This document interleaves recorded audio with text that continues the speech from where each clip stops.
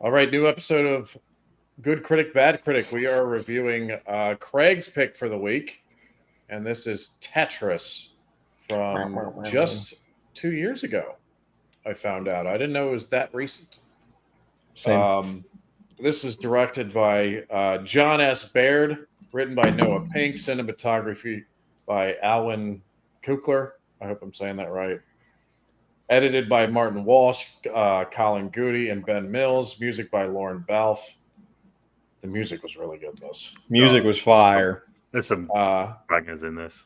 It really was. I love that 80s feel it had to it. And this film was distributed by Apple TV on Apple TV, and Apple TV can suck a fat disease-infected cock.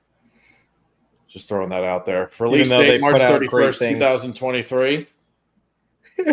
Running time 118 minutes. Budget $80 million. I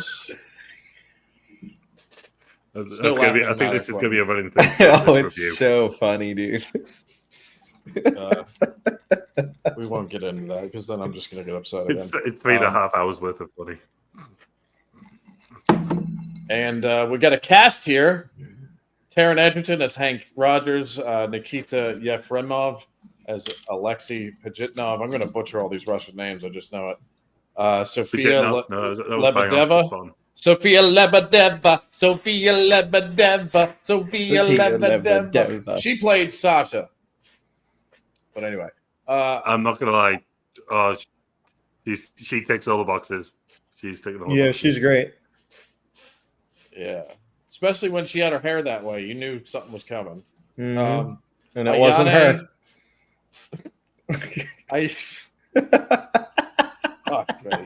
Ayane as Akemi Rogers, who was Hank Rogers' wife. Anthony Boyle as Kevin Maxwell. Roger Allam as Robert Maxwell, who our UK fans will know as Peter Mannion in The Thick of It. He was fucking brilliant in that show. Oh my god. I can't wait to talk about him. Toby Jones. I love me some Toby Jones. He played Robert Stein. Toby Jones is so good. He's so good in everything he does. Yeah. I've never ugly seen a bad motherfucker. performance. Not one. Toby Jones is great. Yeah. He looks like a bad Marvel villain. And I'm not saying he's not beautiful. He is beautiful. Great actor. He is beautiful. Well, apparently he's got a pretty mean left hook on him. Oh, that seems great. Yeah. Ben Miles as Howard Lincoln. We'll be talking about that. Yeah, Ben Miles as Howard Lincoln. I've seen him in. I've seen him in a lot. Well, he was in The Crown. He played what's that guy's name? The one that was banging Queen Elizabeth's sister. I don't think I've seen The Crown. Everyone's talked about it for years. The pilot. I think he was like a World War II pilot. Okay. Crown's a good show. I just think I don't think it's a show that Brits would get into very much. That's all.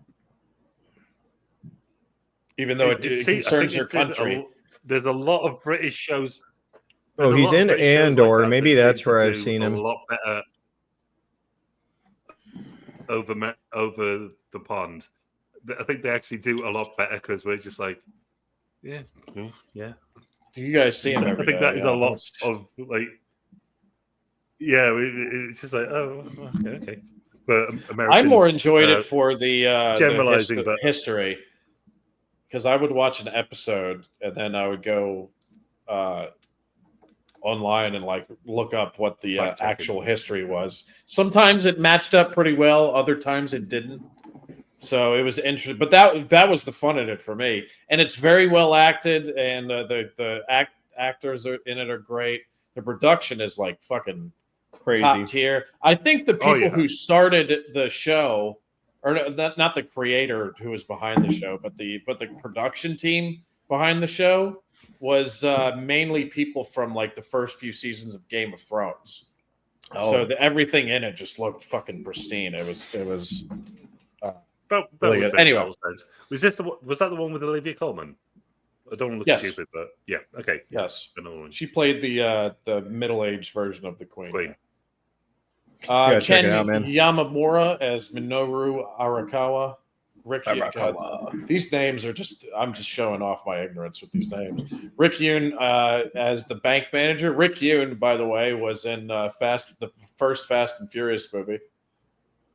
He played. Was he? What is All it? right. Who was the Asian guy? He's in quite a bit of stuff too. He's in what the fuck was that movie? Oh my god. He was in a show I watched. It was that He Marco was in that Polo same show. movie as I believe Ben Miles was in it too, but it's called Ninja Assassin, I believe. Could be right. Let me see. Johnny Tran. That's what his character Yeah, was. they're both in Ninja Assassin. That's so funny. Yeah. Ben Miles and Rick Yoon. Yeah. And then we got 3 more names here. We got Dmitry Sharakois as Sergey.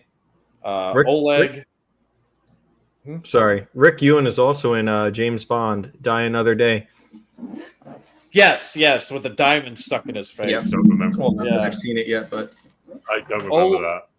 Oleg It's been a long one. He played Nikolai Belikov. He was actually a famous Soviet actor, and then he moved to the United States. Probably defected, I don't know. But he was. That's what the probably usually a smart happens. move. Probably a smart move. Yeah. Probably a smart move. I'm not gonna lie. I'm not gonna lie. He's one of my favorite characters in this. I'm done moving around. He was. Yeah, no, he was. He was the Soviet guy that I liked. And then Matthew Marsh. He's the only one. Yeah, and then Matthew Marsh. Well, actually, number 2 because Matthew Marsh has Mikhail Gorbachev, which I love seeing. I love that a movie like this has Gorbachev involved, the second most powerful man on the planet. He's involved in a fucking Tetris game. That's so wild. If it's true, I mean, I'm sure this. It takes some liberties from my understanding, but there's quite it's dramatized. It's very dramatized. I can tell you right now, before we get into it, that one was accurate. He was involved. With Gorbachev? That's crazy. Yep. No way. That makes me like Gorbachev even more. I just can't get over him after watching Chernobyl. It's just like I actually have a very high opinion of Gorbachev. Okay, believe it or not. Well, I mean, for a big reason, he had the ability when the country started breaking apart and the Soviet Union was in the midst of collapsing. He had the option to send the tanks in. And he didn't. No, that's a fair point. He didn't. He let that shit die like it should have died. To be honest, I think that I'd say the writing was on the wall, but that was probably on the Berlin Wall, and then that came down, and then yeah. Yeah. I mean, he could have sent the tanks in. Yeah. Because I bet you, like every other Soviet leader probably would have done that, but he was like, "No, just let it die. We're done." Yeah, other than Yeltsin, but that's just because I think he was probably too drunk. Yeah, but he wasn't. But he wasn't in charge of He was the president of the Russian Federation that came afterwards. Yeah. Gorbachev was the leader of the Soviet fucking Union. It's actually insane. Whole different animal. But anyway, that's history. I mean, we're gonna probably Craig's probably gonna teach us about some history in this episode. He can imagine knows more about this than we do. I'll speak for myself here. I didn't know Tetris was this big of a deal. Like, this movie blew my fucking mind on some aspects. I mean, obviously it's dramatized in a lot of areas, but I just knew Tetris as a really popular like video game back in the day. That's like all I knew. In honesty, the same. I didn't have a clue. Every time I got it for the Game Boy for Christmas, and every time we had the little the Kremlin, all the little Kremlin Russian buildings in the background when you completed the level, and you had the little guys doing the Russian dance, and you had the little Russian Tetris music. I just thought, oh, this is really cute. I just absolutely love the game. Even my mum played it. It's a very easy game to play. Tetris? Tetris, yeah. It's easy. It's easy to pick up. No, it's easy to play. But okay, let me rephrase that. It's easy to play, but it's hard to advance and to get master, good at Tetris is master, crazy. Yeah, I think there's wasn't it like one of those games where you can't beat it no matter how far you go until somebody actually was a little get kid there? Yeah, 13-year-old kid a few years back, and then there was a bunch of and he was the first one after all that time, right? Yeah, ever. First one to ever do it. He was doing it on a live stream, and I honestly don't know what he actually did to beat it, but it bricked and it froze, and he beat it. And then there was some American female anchors saying, "Oh, maybe you should go outside and touch grass," and they got so much hate from that. Because this kid, he's only 13. He's well, he's going to be playing computer games. That's what do you think 13-year-old kids do? And he's the first one to ever beat it. And they were just that's impressive. I mean, there's people that have probably spent thousands of hours playing Tetris in their lifetime. And I mean, that's a milestone, dude. For a kid to be able to do that is insane. It is. If anything, I think it was the NES version he was playing, but I want to ask a question, and I don't want this. No, never mind. That's going to come across wrong. Never mind. Yeah. Okay. All right. So, how autism can sometimes people will hyper focus, and I'm not an expert on this degree, but I wonder if the kid had a form of autism or something like that. Or Asperger's maybe is what I'm thinking of. But there's some people, especially on that spectrum, that they just become unbelievably good at certain things because their brain, it just works, especially with mathematics and shit like that. So I wonder if that kid was. Recognition and shape recognition. I saw his reaction. My mum was a childminder who did a lot of work with autistic kids. I saw his reaction, and there's nothing I couldn't obviously say, but there was nothing about that immediately made me go, "Oh, yeah, he's autistic." Yeah, no, there wasn't any of that. I think no love on the spectrum for him. Heard. Yeah, I'm sure he's got plenty of love. I just didn't see that.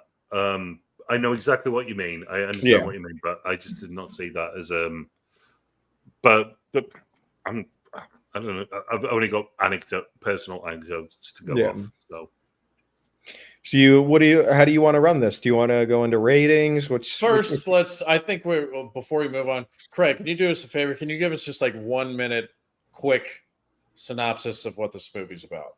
I think we probably should have started with that. But yes. Please. So this film is about Hank Rogers, who is a video games developer and also salesman. He is at a computer game expo in Los Angeles. He's trying to sell the game Go, which is a very popular Japanese board game, but he's trying to sell a computer game version of that. Someone somehow has a copy of Tetris, and the girl who the model that he's got there is, his model. Sales agent. Thank you. And she said, "Oh, this is swell." And he goes, "Oh my God, this game is amazing." And he tries to get funding to go to Russia to try and get this film. Beg your pardon, get this game. Get the rights for video, computer, arcade. So he can license it. And then he ends up going to Nintendo to try to license this to them, hoping to sort of get that deal so we can then get funding to make that deal happen. And it's Soviet Union, Russia. So nothing is easy. And he has to constantly go back and forward. He's dealing with Robert Maxwell, who is Robert Maxwell House, who is this tyrant of a multimedia tycoon. And he's working against him. There's someone else. He's very menacing voice. I love his voice. God damn it! If you've ever seen a picture of Rob, that is exactly what he looks like as well. That is one of the best things that they've recreated on this. It's just what he looks like, and him and Kevin. So it's about the Maxwells trying to secure the rights for Tetris, and it becomes a sort of personal battle. They're probably trying to secure some loans too. Sorry, but by the end of it, they are.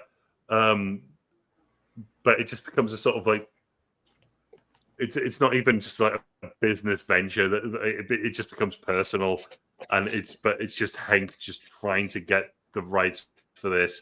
Trying to do Maxwell, the Rogers, guy who created Stein, the game, who is going to get the rights to the Tetris video game? Find KGB. out next week on Apple Cocksucking TV. We've had a lot of fun with Apple TV today. You forgot to mention the KGB. Yeah. Okay, there's some KGB involved. Some really intense overly shit. Dramatized, but it's wonderfully fun. So it's dramatized to make it a sort of like action drama comedy-ish romp, but it just really works. It's a drama. It's a Marv film, so I think Matthew Vaughn must dramedy. It is. There's other things involved. There was some humor in it too, though. Dramedy. I would say it's a dramedy. There we go. There we dramedy. Yeah, I wouldn't call it a biopic just because of the inaccuracies that I'm sure. There's a lot of things they got wrong, but there's a lot of things that actually did happen, and then they just dramatized it. So I'm excited to hear about that. Historically factual. But yeah, so it's about Hank Rogers trying to license Tetris to Nintendo to come out for the Game Boy, which comes out right before Christmas. And spoilers. What year is this? It's old. It would be 89. I'm going to say 89. 89. It could be 90, but I remember. So I wasn't even born yet. That's insane. No. It'll be. Was it 90? But I'm thinking of it from a UK perspective. Wait a minute, 88. I think I got it. Actually, because I think a date came up on the screen that said 1988. I could be wrong though. I can't remember. It was either 88 or 89. One of the two. It's in the late 80s. It's definitely in the 80s. Though. Height of the Cold War, late 80s.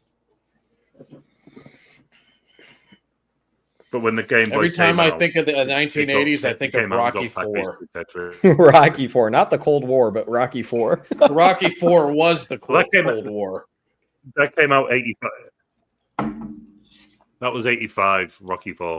I love that film so much. Rocky IV predicted the future. Did it really? In what sense? If I can the Soviets, all the people of the Soviet Union, they were going to start being like, "Hey, we love America. We should be more like them." And then they took. Okay, so it would have been 89. Beg your pardon. It would have been 89. But anyway, so it would have been 89. I apologize. 89 was it? Okay. I'm just trying to remember. Like, yeah, it's hard to remember when I was a kid. I was just like, I got Game Boy. Oh my god, this is awesome. It was like the best present ever. I guarantee. Yeah. So Craig had a Game Boy. Quentin, you're probably too young to remember. I had a Game Boy Advance.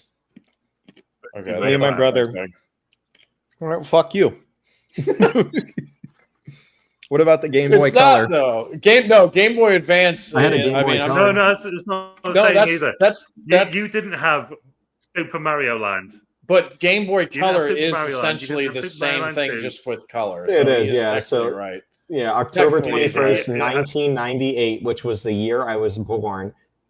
which means that we must have just still had Game Boy Colors by the time I was old enough to play. We had Game Boy Colors, yeah. Man, Game Boy lasted Game Boy a Color long came out time. before It's the greatest actually. console in the fucking world, bro. It Oh, really come on. lasted a long time. So, Craig, you're saying it came out in 1989, the original Game Boy.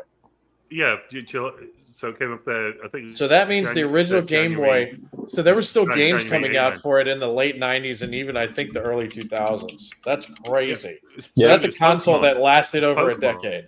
Facts. Yeah. Pokemon Red. That's literally Pokemon did that. Did you say Pokemon? All the Pokemon. Yeah. I was actually for about 10 minutes I was trying to look for my original Game Boy because I still have it somewhere. But Probably worth some money now. yeah, the original gray one, like it was in the movie. Yeah. You have that? Yeah. Oh, no shit. I don't know if it would be worth a lot of money though, because it's missing the back battery cover, Gotcha. and it's pretty beat up. So I don't even know if it would gain a lot of money, to be honest. Oh no, you need to use that with a very power adapter anyway. But back in the day, you could only get that one power adapter, and it costs like half the price. A brand new Game Boy well. now, the original Game Boy, a brand new one is $2,000. One that has all the parts is worth about $250, and then one for something like yours is worth $60. Yeah, I'd rather just keep it. Yeah, It's a bit of fun to have, isn't it? keep it. Yeah, I mean, I have the original Game Boy, that one, and then I have 2 Game Boy Colors. Let me ask you this. Did either of you ever play Tetris on your Game Boys? I did, yes. Yes. Oh my Hell yeah. god, yes. Because that's the only thing I got with it that Christmas, and I played that game to death. So you probably have a little bit of an emotional connection with this film, besides it just being a beautiful film. Yeah, just the music. When they're putting in the little music bits in this film, Yeah. I'm like, oh my god. Yeah,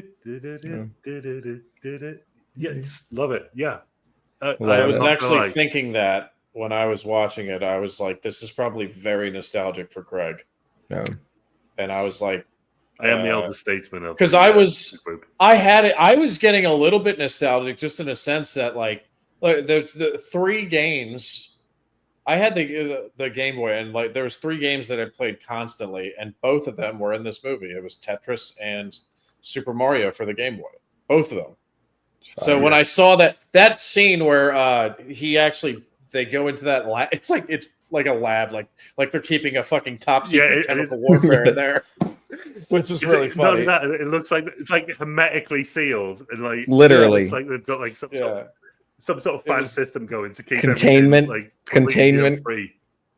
Yeah, they were keeping COVID in there, and they made you sign an NDA.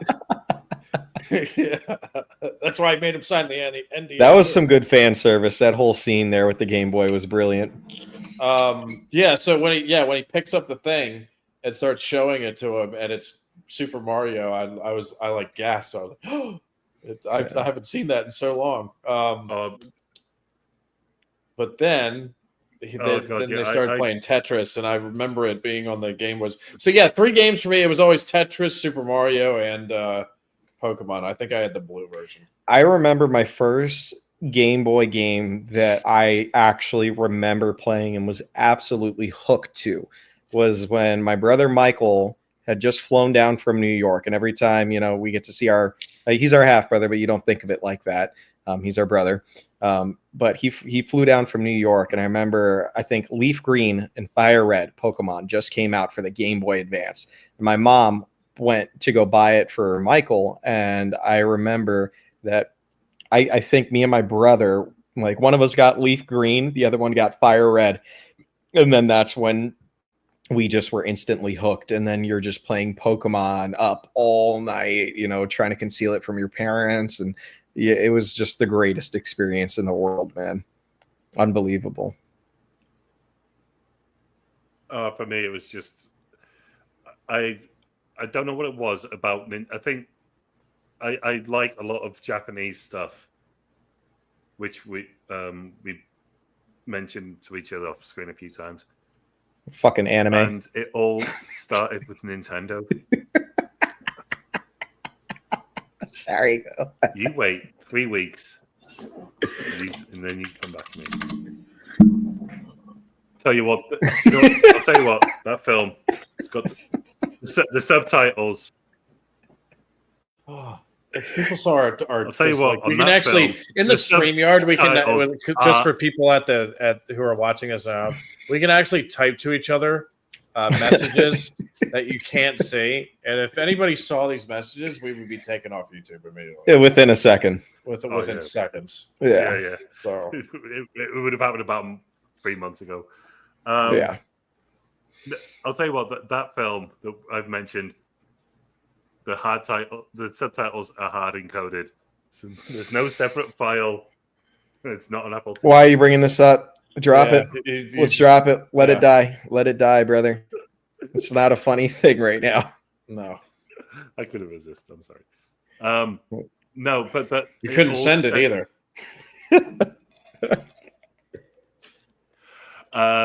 No, it all stemmed from like Nintendo, and also because like the NES and like Legend of Zelda. That I know this is going to sound so stupid and right, but really like sort of sparked that off for me. I was like, oh my god, like Nintendo is just this amazing Japanese thing, and it's so foreign and it's so exciting, and then you get it, and it's Russian, but it's Japanese and it's Nintendo, and it's and then you got Super Mario, and oh my god, and then I got I said I got my Super Nintendo, and when I got that, it had the Super Mario All Star, so it was like Mario 1, 2, 3, and Lost Levels, and I was like, oh my god.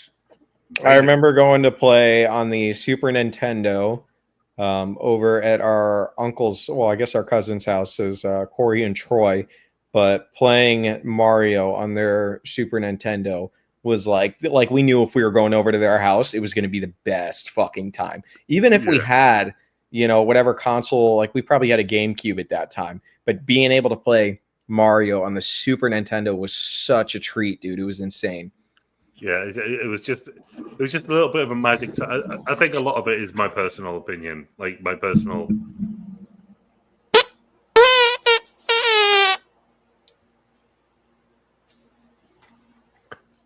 Sorry, guys, I dropped something.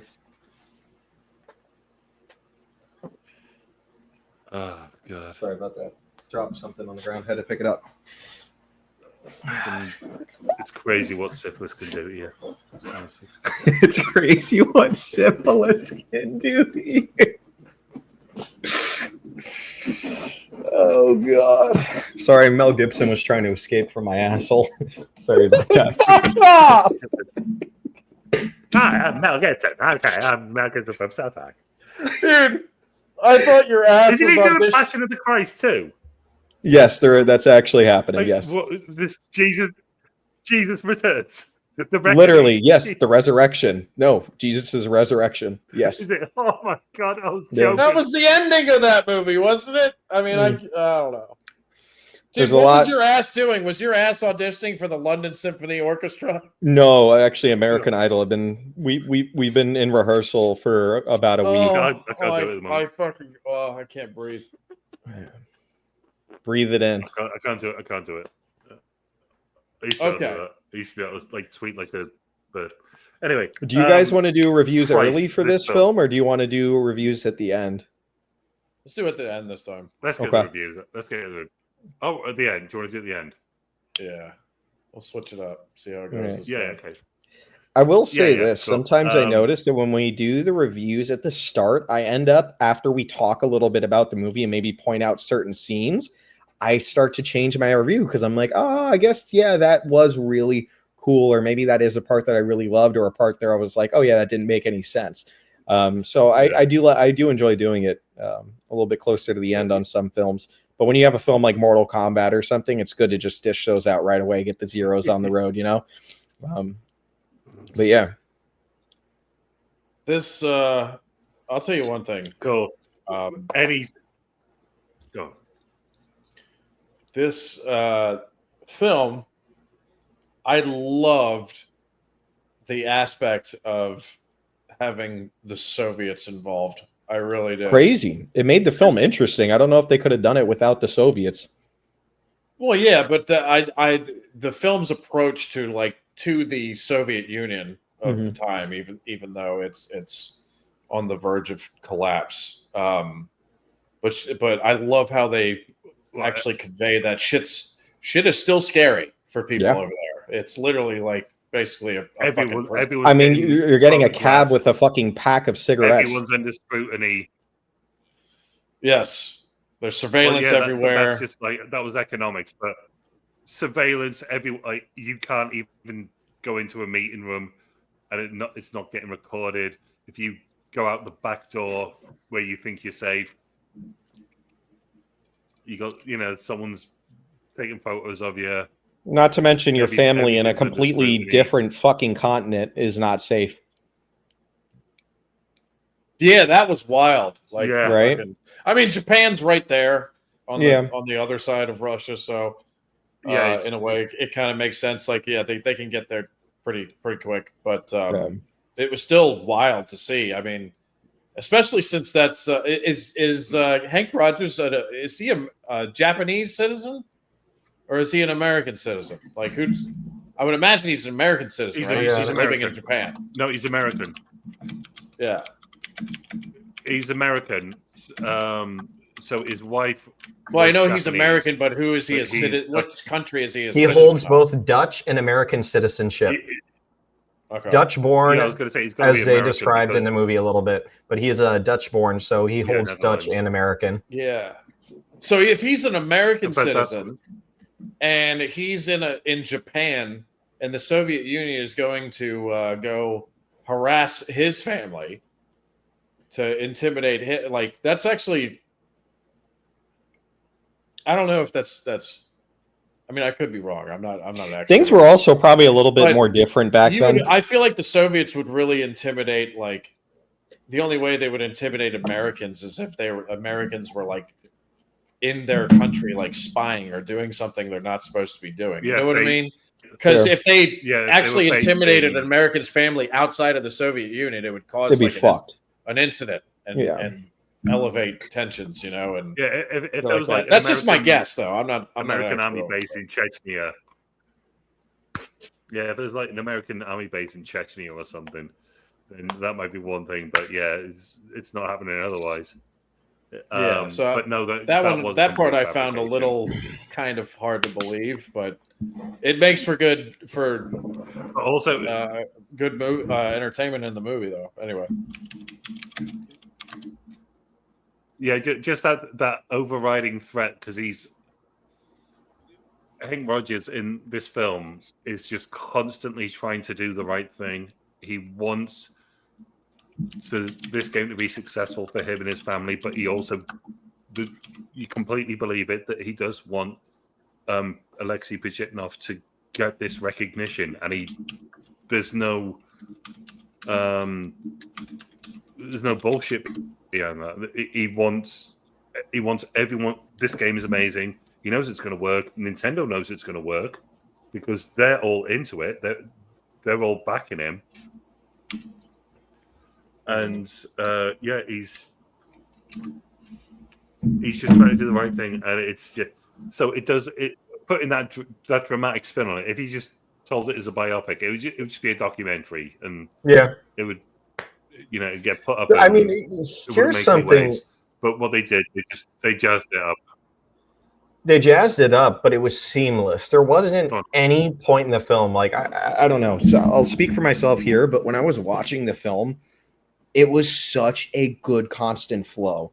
There were a couple things here and there that maybe weren't my favorite, but I swear to God, my intention the entire time was glued to the screen. And me and my wife started this movie, and we were just personally, I was like, what the fuck did Craig, what is he having me put on right now? It's a movie about Tetris, you know what I mean? I was like, this is some boomer ass shit right here. Hey, easy. Sorry. Some boomer shit, man. But oh my God, dude, this movie had such a flow about it. The music carries you along. The writing was brilliant. Holy shit, dude. I just felt like there wasn't a missed beat in it. I'm not going into my review here. I'm just saying the constant flow of this movie. Even in the moments that may have been a little bit slower, you're still 100% invested in.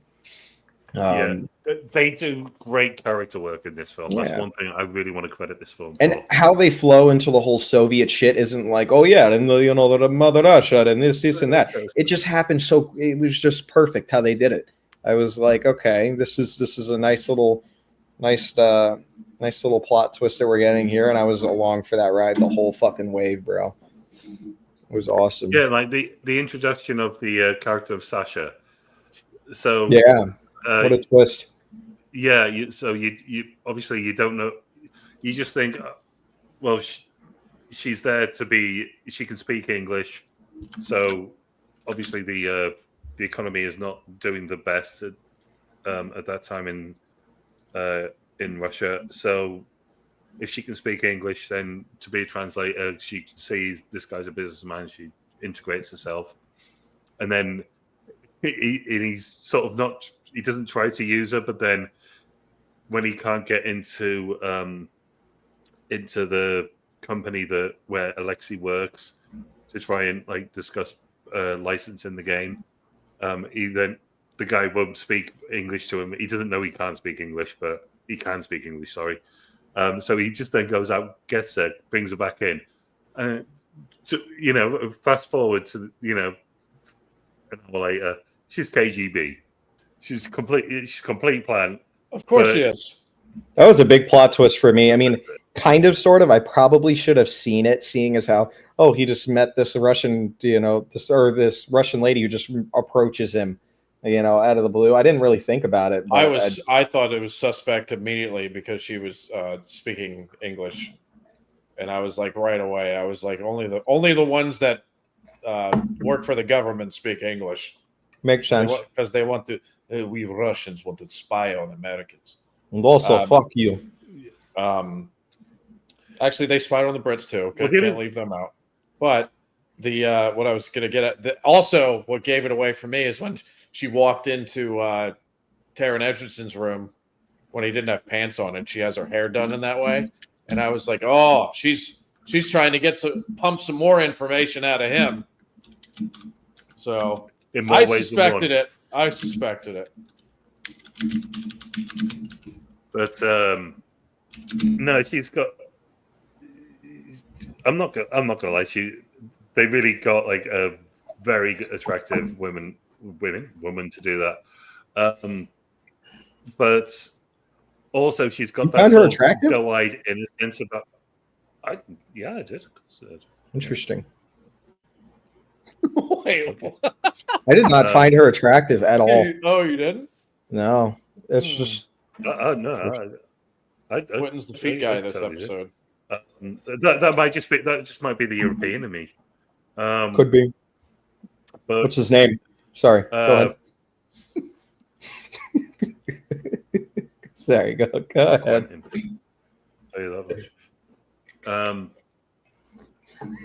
No, it's. Hey, I'm with Craig. Time, I thought she looked good, so I'll back you up on this, Craig. I thought she was attractive. Yeah. Oh no. Yeah. Why was she crying at the end of the movie? We'll get to that, but just remind me to not fucking forget that.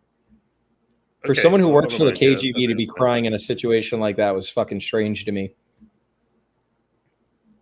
No, I think I know exactly what you mean. I think I know the answer. Well, I've got my interpretation of the answer. But yeah, so and you've got Hank who's dealing with all that.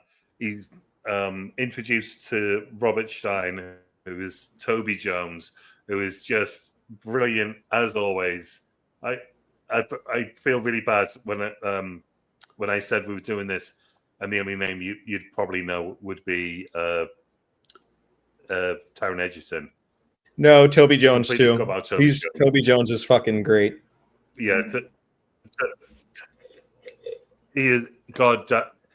His is a really weird one because his career has just exploded. In the last 8 years, he has been in everything. Oh, he was in that. Wouldn't think it. He I've was in seen that him in horrible things. Christian I've Bale seen him in movie. a lot of things for like the past 25 years. He's been around for He's quite been a around the while. block, man. He never really gets. He does like every I've once not- in a while, but they never really give him leads. He's always a supporting No. actor, but he kills it every time. He's It's amazing. sort of unfortunate, but you kind of got to play the hand that you're dealt. But like Peter Dinklage, for instance, like Yeah. because of how he looks, he still has many movies where he is the lead role. They're always revolving around a certain type of character, like someone with dwarfism or whatever it is. But Toby, I think, falls into that similar category where he fits a certain type of character just off of his appearance alone. Like I couldn't see him as James Bond. No, obviously not. But like maybe the Hunchback of Notre Dame. You know what I mean? Like he fits a certain like. I don't know what to do. I don't know what to do. Do you want to know? Because I could see it, and I also think that's an insult. It's not. Or like Igor in like Van Helsing, like he'd be great. But no, in terms of his sheer acting, he's actually phenomenal. I think he's a wonderful fucking actor. He's too good of an actor to have these roles, by the way. Yeah. He's too good. Agreed. Well, I mean, the Notre Dame, he would be the lead character. Do you want to know what his probably most? Do you want to know what his probably most famous role is? And it's nothing to do with Captain America. I forgot he was in Captain America. That's right. He, most famous role. I actually forgot that too. Yeah. I'm looking at all of his movies. It's probably the one. Don't look. I'm gonna say the one with Gary Oldman. He was not Dolby. No, he was the voice of Dolby. Was he really? No shit. That's actually. I was gonna say that just fits what I said perfectly. Igor, the Hunchback of Notre Dame, and Dolby. Look, it's perfect. It's not an insult, bro. No. I'll tell you what. It is when they all look like really syphilis. Well, it was amazing anyway, but in terms of is sort of like what the Brits feel about him. There was a really big problem with the Royal Mail. There was a big scandal, and it was the story of it was dramatized into. I think it was Mr. Bates versus the Post Office, and he played the titular Mr. Bates in that, and he doesn't look a million miles away from him, so it kind of fits. And that thing was just everywhere in the UK, and it literally kicked off the court proceedings because there was so much of a public interest and public outcry about what had happened because they dramatized it and said this is what happens on this TV show, and it was huge. And even I watched it and I was just like, shit. And Toby Jones was just fucking fantastic on this. Wow. Here's to you, Toby. Here's to you, Toby. He's always good. But yeah, he's on this film. He's absolutely fantastic. That fight, okay, I know we're joking about. Let's just talk about some scenes. That fight scene he has with Kevin Maxwell. What leads into the fight? Just a very quick summary of what leads into the fight, just for maybe people that haven't watched the film, don't plan to. Okay, so his character Robert Stein is. Basically trying to secure rights for the video game of Tetris, but you've got rights for computer, but you've got rights for console, you've got rights for arcade, and what's Taron Egerton, Hank Rogers, is trying to do is secure them for handheld because he knows the Game Boy's coming out because he's seen the Game Boy and he wants to secure that because he knows this will work. Hank Rogers, when all of them, the Maxwells,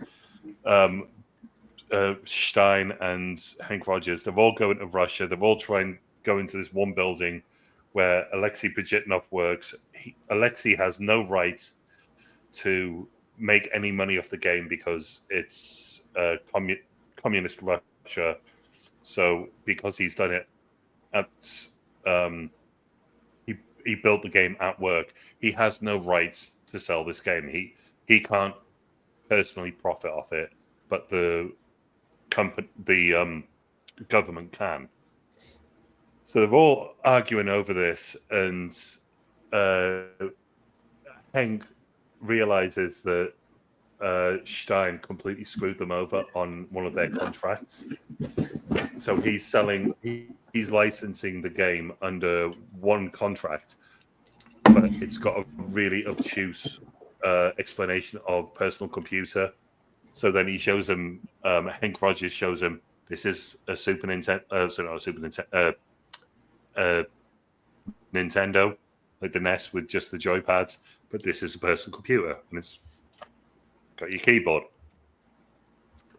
And so they rewrite it, and then Robert Maxwell in all of this goes behind everyone's back, redoes a contract. What's the what leads to the fight? Like a super quick leads into the fight. So that's happened. Robert Stein realizes that he's been completely screwed out of earning any money from this deal because the contract's been rewritten that he then re-signed, but Maxwell's screwed him out of it. And then you've got Kevin Maxwell turning around to him. Oh, you fucking fool. I'm a fucking fool. You, the rich son of a billionaire. Oh, where is he supposed to be from, by the way? I was like, what's his accent? As far as I know, he's... Is he supposed to be Russian? I would think from the name Stein. I would think German from that surname. Stein. There's not enough that makes Zs sense. and... Maybe he's East German. Yeah, there's not enough Zs and R's and K's in it. Because at the beginning of the movie, he's walking into those, like in Russia at one of those game places. And he's like, that actually made me laugh. He's like, and he's speaking to Russian, but he's like, boring shit. This was terrible. It made me laugh. And then he sees and then Tetris, he comes across Tetris. He's like, oh shit, this is awesome. Yeah. But then but the guy says, this one isn't ours. It's just the guy playing it. Yeah. But then they start having this fight, and it is, honest to God, it is like two grannies having a fight in a supermarket. Well, Toby in this situation is fucking kicking some ass, bro. Maxwell don't got shit on your old Toby Jones here. It is fucking hysterical. They're in a fight, and then Maxwell calls the security guards, and then he just starts looking at this massive ream of paper, like looking through the figures and the numbers. Like, he's saying, like, get the plane, we're going to Moscow. And these two are having they're still just swinging haymakers. I wish I could do his voice, dude. Roger Allen. I wish I could do his voice. Character. He's got a strong voice. He's got such a good voice. I love it. Get the plane. I keep reverting into my get the plane. Trailer voice. I can't do his voice. He's one of a kind. Facts. Peter Mannion, legend. Oh man, that whole fight scene was utterly hysterical, though, and very, very justified. This whole movie is just like the Maxwells trying to fuck over everyone and kind of get their best hand. Just get these rights as quick as possible. You know what Problem being that they just don't have the actual liquid funds to get it done. We've got the encyclopedias. Yeah. This film is a spy film without any spies. That's what it felt like. That's what this film is. Pretty much. There's a couple spies. I mean, it felt like two movies that were mixed into one, really. It was, on the one hand, it was like a story of the video game industry kind of in the late 1980s. Yeah. At the same time, it was a story of the fall of the Soviet Union.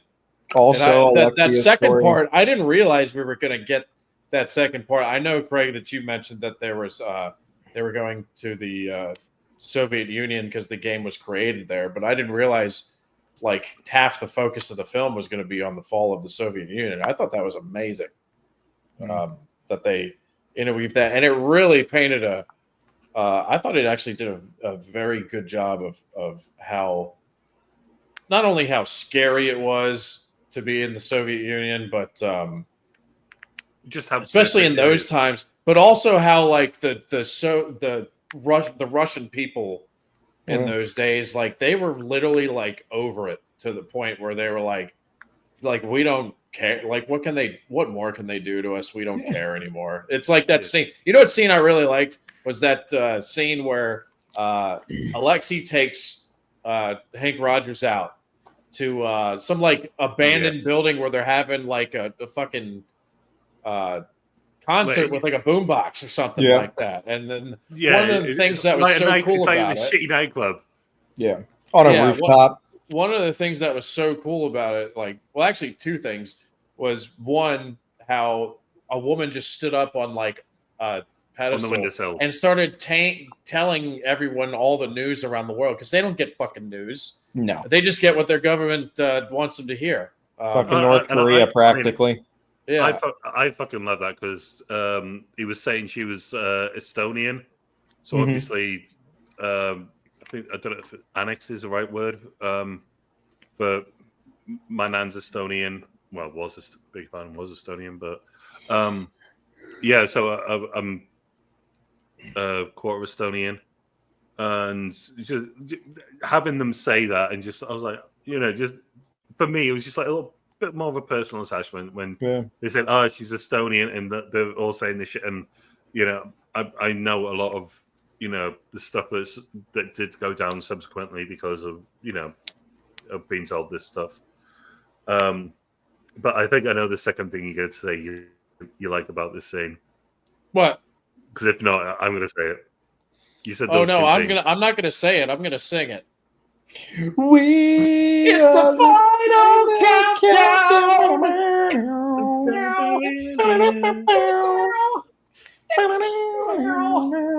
It's the final countdown. That shit was fire. Is that what you're talking about, Craig? Taron Egerton is just getting handed drinks from random fucking Russians the entire night too. That shit was gold. Who was that? And not only that, it's the fact that when they... Am I the only one that heard that, or am I going nuts? I heard you might be going nuts. I don't know what happened there. Anyways. The scene before that where... the scenes before that where Sasha's in the car with him and he doesn't want... so he suspects she's KGB. So he writes down his address and he was saying, "Call me." And then he just writes down his address and says, like, 7 p.m. tonight. Mm-hmm. And he goes over. His wife is completely suspicious of him. And his wife is also, just something you alluded to earlier about Sasha, she can speak English. His wife's an English teacher, so she can speak to him as well. I like that they touch on those things and they don't just kind of breeze by them, and like you don't just expect. Whoa! Is it me or Craig? No, it's Craig. Yeah, he's like totally slow motion right now. Okay. Oh shit! What the fuck was that? Everything just went black. Nothing's matching up. Nothing's matching up. We gotta hold on. Well, you gotta come back, Craig. Everything's screwed up on your join again. Okay. Something that you touched on a little bit, Brian, but how scary Russia was at that time. I mean, no, the Soviet Union, here's the thing, though. At that time, it was probably the best time to be in the Soviet Union if you were a Soviet citizen. Compared to other times, oh my God. Well, what I'm saying is it wasn't just scary to be an American and be there, but for someone like Alexia, it was much more scary for their own people. So much scarier for them, and you kind of realize that through some of the storylines that we go through, especially with this family. But it's crazy, man. This movie doesn't just touch on it hits every note. It's not just the scary elements of the fucking Soviet Union, the feel good moments that are there, but my God, was it terrifying. I mean, the guys. Like you're not getting a cab with money. You're holding out a pack of cigarettes, bro. Like your money's no good because it's not a thing. You know what I mean? It's wild. Well, it sort of is as well because there's that one scene when Kevin Maxwell's there and the guy with the slick back hair who looked. I'm not. Was it Dimitri? Dimitri, yeah. He looks creepy as fuck. And then he takes him outside and he's saying, "Well, you're Russian. You don't want money." And he's just like, "You silly English bastard." Mm-hmm. Just yes, we do. Yeah, he does because everyone's broke. They're bankrupt. Not just the Maxwells, but an entire country is bankrupt. Entire country. Communism is like failing, and he's saying is that they used to work 18 hours a day on a farm, and like Kevin Maxwell is, oh god, the actor who plays him. I looked him up because I didn't recognize him of anything. Apparently, he's in an episode of Derry Girls. I don't think you've seen it yet. I don't think I've gotten to that one yet. No, but I didn't recognize him. He looks familiar to me for another reason, but I can't put my finger on it. I don't know. But he's just so easy to hate in this film. Oh yeah, he is. That's why it feels so good when we get to see him get his shit punched by fucking. The Brits are definitely the villains in this story. Oh, fact. Yeah. But the Soviet, back to the Soviet Union a little bit here because, I love the atmosphere you have because obviously the citizenry that's there that's not a part of the government, like they're basically just waiting for it to collapse and they're not as afraid as probably they would have been in the past. And you can tell because Alexei himself is taking risks. Yeah. A lot of risks that even some daring Soviet citizens just 20 or 30 years before wouldn't even dare to take. Straight to the gulag. He was crazy. I mean, at a certain point, like I understand, you want to see your game succeed and you want the right things to happen, but coming from a family man, there's a certain point where you have to say, hey, is this worth this? Is this worth pushing for? I mean, in a man in his situation, bro, keeping my family safe would have been my priority. I wouldn't have faxed that shit, bro. That was a bold move on his part. It worked out for him though.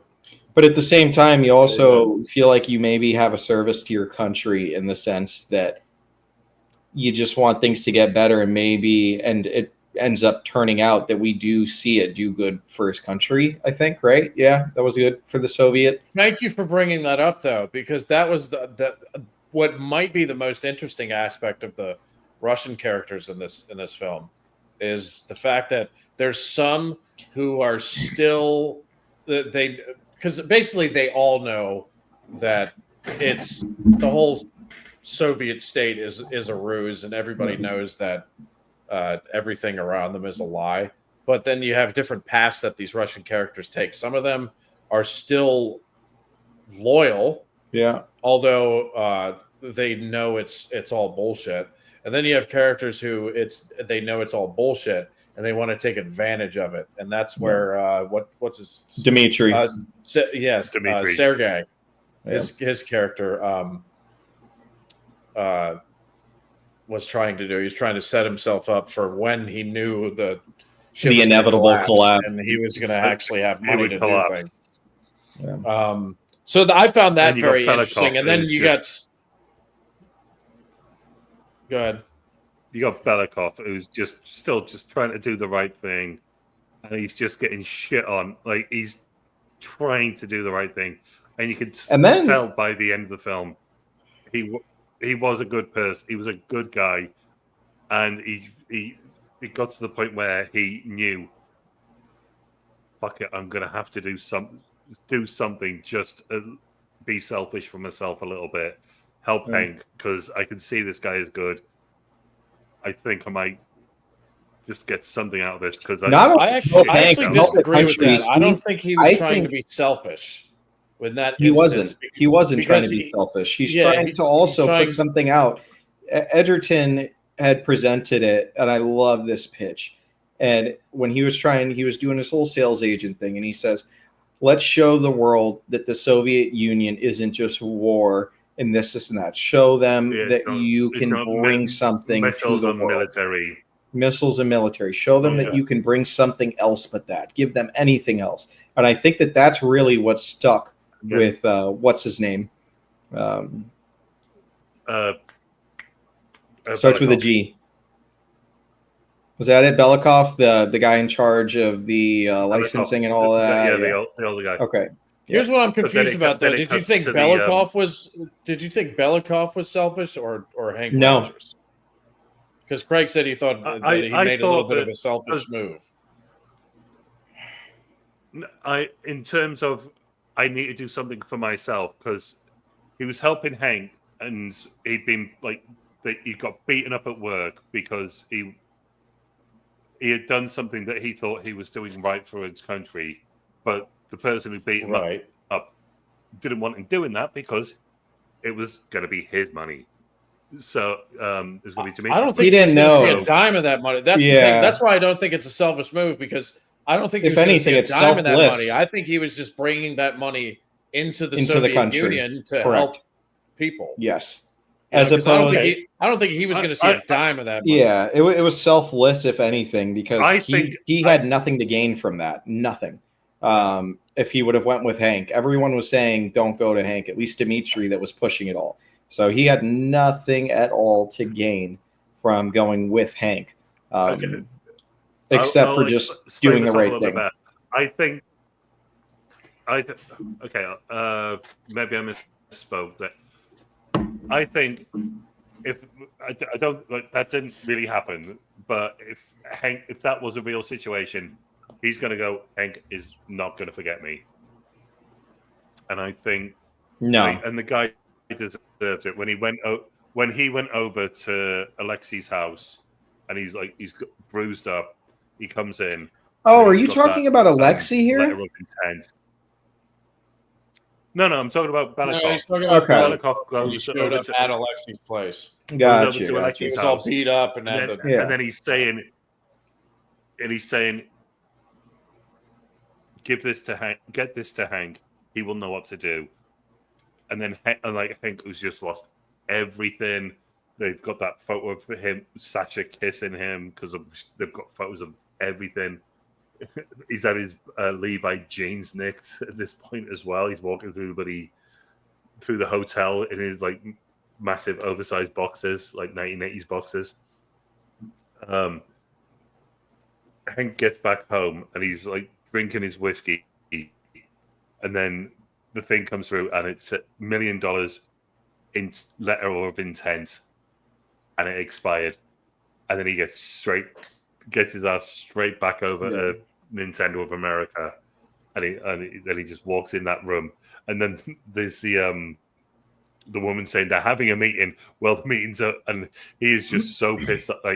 He has gone through everything. He's lost everything, including, as far as he's concerned, his wife.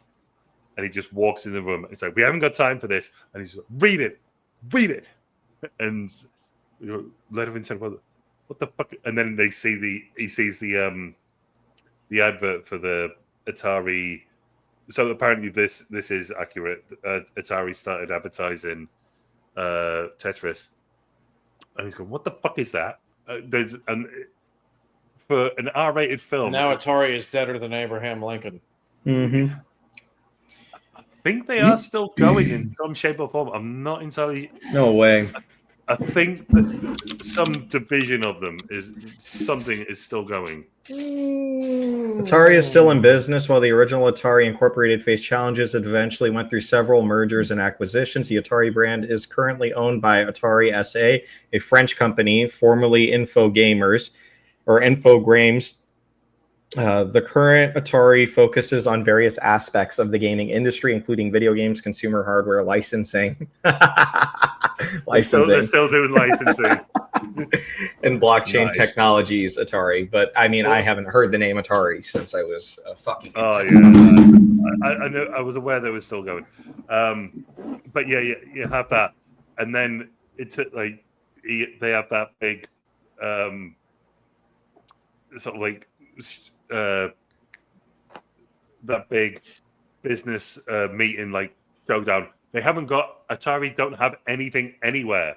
No one owns Tetris, and like they have this like realization, like, oh my god, okay, right, okay, what do you need from us? I need you and your checkbooks to get on a plane to me to Moscow ASAP and tell no one. And then and one thing we haven't mentioned, the little 8-bit scenes where it's got the planes going brilliant. They're so great. When the little guys come up to Moscow and it's got the 3 little characters. The only thing I really cared for during the car chase was that. Well, when it looks like the very first GTA. Yeah. Or like Micro Machines or something. Yeah. It was worse than GTA. That's like literally like fucking. So wait, that car chase scene. So you liked it when it started having the pixel things? Yeah, I didn't like it. Besides that, it took me out of the film. The CG and the aspect of the car race took me out of the film entirely. It was literally the only scene in the movie I did not like. It was too much for what that movie was. I was so happy. I loved how grounded the film was. And then you put like some Fast and the Furious shit in there, and I was just like, I've seen this in every movie. I could give a fuck. I really don't like it. Damn it. I was going to go 50-50 on that, but Quentin just convinced me that scene is shit. No, what a load of shit. Like, it's bad. You've got Wales' best export at the moment, Taron Egerton, and you've got Wales' former best export, Bonnie Tyler, singing I Need a Hero in the background. I need a hero! It's not even her. They've got like a Russian version of it, which is that's right. Yeah, really quite good. The music in this film. Here's the thing, though. Like that scene when it first happened, I was like, "Oh shit, this is cool," because those cars were whipping around corners and they were moving fast. They weighed nothing. And I was like, "Damn, this is really cool." But once they started like turning into like pixel things, that's when I was like, okay, now this is kind of cheesy. This is it just wasn't it wasn't from that movie. And I thought the song was fucking the song now. It was kind of like out of a James Gunn movie. It felt like I was watching Guardians of the Galaxy for like 5 minutes. That's what it felt like. A little bit. I could feel Guardians is great, bro. Fuck you. But Guardians I did appreciate that. The positive for me about that scene was I did appreciate they did a lot of very cool camera tricks with that. They really did.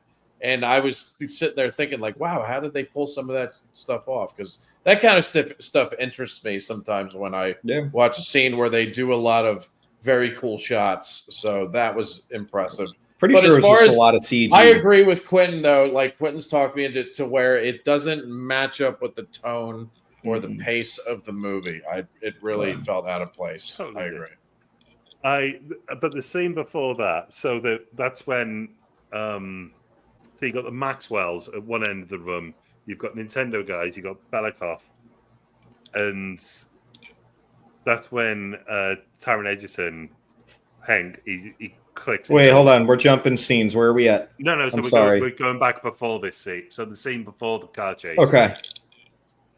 And then that's when Taron Egerton clicks. I haven't seen this movie more than once, so help me out. The scene right before the car chase. Is this the one we were talking about right before that? They're all in the office. Yes. And then I actually have the movie right here, so I'll just pull it up. Kevin Maxwell is saying just give him $1 million, which they haven't paid. So it was a letter of intent on receipt of $1 million, which they never paid. And they said, well, give him the pity money. And then you just see Taron Egerton go, you haven't got the money. And this is after you've seen them all shredded, like you shredding all the documents because this really happened. I actually laughed out loud when they opened that door and they're shredding everything. They're just shredding everything. I was like, oh boy, here we go. Oh, I almost just slipped up big time. What? Nothing. Type it in the chat. Because that's where we put all the stuff where we get banned for. Yeah. But yeah, it's that yeah. So anyway, what were we talking about? Anyway, so thank you for not saying that. Yeah. Even though it's not, Sorry. even though there's nothing bad about that. I There's still nothing thank you bad. for Yeah, it wasn't. saying that. I was expecting way worse. Me too. What does that say? What does that say about our podcast? That's rough. It says we know what to expect from him. Right? That's a big one though for me that I don't like to bring in for many I reasons. agree. Yeah, Totally. That's just for us. We're talking about anal beads, guys. Just forgive us. Absolutely. Yeah. No, but he likes to bring them in. Anyway, so that's when he's saying they haven't got the money. Give them the pissy money. Well, it's an accounting quirk. It'll be settled next quarter. And then he says, I can have you all arrested. Heads will roll. And then Belikov goes to give Nintendo the I am personal friends with General Secretary Gorbachev. I wish I could do his voice. He goes I'm going to to find punch out him. how to do his voice. I really need to learn how to Look do up an instructional YouTube video. Just for the moment, just stick with Mortal Kombat. Mortal Kombat, mate. Right, you'll be all right. Yeah. You'll get there. Matt, I believe in you. You will get there Mortal in the Kombat. end, mate. It's gonna be a sad day, man. Then you can move on. It's gonna be a sad day. Quentin, don't even hint at that. Sorry, he's immortal. He's like Morgan Freeman. Yeah. Oh no, David Attenborough is the one I'm fucking terrified of. That is. I'll tell you what. Oh. Hey, you want to talk about two British actors? We'll go ahead and talk about Robert Allen again, who plays Robert Maxwell. I recognized his voice immediately and was like, yes. You could even if you watch the reaction that I did to it, I immediately like, yes, it's him. But I'll tell you what I did not like. I feel guilty. No, I didn't recognize it was him. Oh, okay, gotcha. But I did not. I'll tell you what, though, I did not like all the fucking prosthetics that they put all over his face. I didn't think it was that good. That's why I didn't recognize him at all. Yeah, I remember. It didn't look good. It really did. Dude, have you seen a picture of Robert Maxwell? You can say but don't turn him into. Robert Maxwell did not look good. Yeah, but exactly I mean, like his the fat on his face would have actually moved. It's like I don't like it when movies actually put prosthetics all over someone to make them look more like historically accurate to a real person that lived in history. It's especially when it's done bad. You know, like the few exceptions would probably be like Churchill. Yeah, Gary Oldman Churchill. Absolutely. Gary Oldman Churchill. Because he actually, Gary Oldman, like I believe, hired some guy who he knew was good at that. And Not Tim, and then you have Lincoln. And he said, "I'm not going to do it unless you bring in this guy and hire this guy to do the suit and the prosthetics because nobody else can do Gary it." Like Oldman, he can command that sort of. Yeah. Especially if you want him to play the lead character. But anyway, but the Kevin Maxwell's prosthetics, like they did not look good. It looked like I thought they looked pretty good. It looked like they hurt his face, like it was like mouth and then everything. It looked like I've been watching that show, I Claudius for the past 3 weeks, and I think the prosthetics in I Claudius were better than the prosthetics on Robert Maxwell. I really do. It was disturbing how bad I thought the prosthetics were. While we're on the topic of looks on certain people in this movie, Taron Egerton. There's a problem. Egerton. There's a problem for me with most movies that I watch him in. He is unfortunately struck by something that few actors are, like Tom Holland, for instance. Just looks so young. Like Taron he's 35 years old, but in these movies that I see him in, he looks so young. Even with the facial hair, the mustache, I always have a problem taking his character, and I don't know. Like for me, it felt like his wife was older than him, And that may have actually been the case in real life. Who knows? I don't know how young he's supposed to be, but it was a little difficult for me to buy him in most movies. And I think he's a phenomenal actor. He's actually my favorite part about the film, and we'll get into that a little bit later of why. But it's a slight disconnect that I had from the film. Do you guys feel similar, or does that not a problem for you? I'm going to say no. He looks like a Tom Selleck who never drank. Okay. He looks like a young Tom Selleck. What's a Tom Selleck? A guy with a mustache. A guy with a. That's actually really funny. Tom Selleck looks like a mixture of Sean Connery and porn star. Yeah, pretty much. So if he never drank and he was Welsh, he'd probably look like Taron Egerton with a mustache. That mustache, that's a strong mustache. I can't do mustaches. This is the best my facial. No, if I saw you with the fucking mustache, Craig, I would have a child just so I could keep it away from you. Like, oh my god, like, that's what I got for that. He's typing. He's typing. Dude, I'll tell you one thing. I'm sometimes, Quentin, I do feel that way. Yeah. With Taron Egerton, this one, no, I didn't. Okay. So I'm with Craig on this one, but it depends on the movie. Sometimes he does have like too much of a baby face for me, and then other times he actually looks appropriate. It wasn't a huge disconnect, but it was enough for me to want to bring it up. But I'm going to go ahead and talk about quickly my favorite part of this entire movie, and it is him. Please, go ahead. His arc in this movie, and this is something that I've been dealing with as of lately, but I'm a 26-year-old guy, and all I want to do is to be able to provide for my family and to be able to give them anything. The lengths that this man went through. Hank Rogers, not only did he put everything on the line, which was a little stupid, ultimately it does pay off, but he knew that he had something great, and he put absolutely everything into it. He did not take no for an answer. He traveled to the fucking Soviet Union in the height of the Cold War just so he could make shit happen. Not once did he go, but multiple times.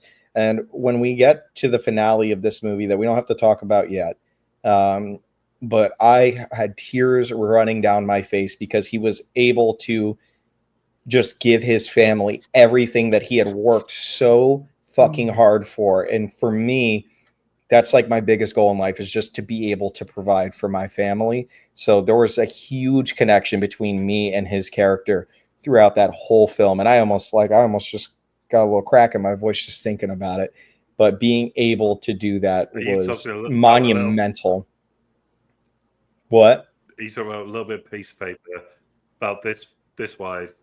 Not necessarily money, because I don't think that money is it. I think a lot of things played into the scene where he ultimately gets what he wanted, but setting up that stage for his daughter, because he realized that even though the stresses throughout your everyday life can get to you, and there's days where, like, I mean, I come home from work and I'm stressed out, and I don't react the best to that, and I've been there. But to then be able to, as a man, do the right thing, set up your stage for your daughter and make her feel like she's important. It was just that emotional connection got me like a movie hasn't in a long time.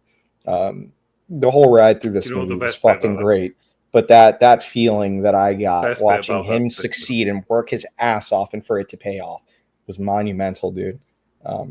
Favorite part of this movie was seeing his journey and seeing how hard he worked his ass off.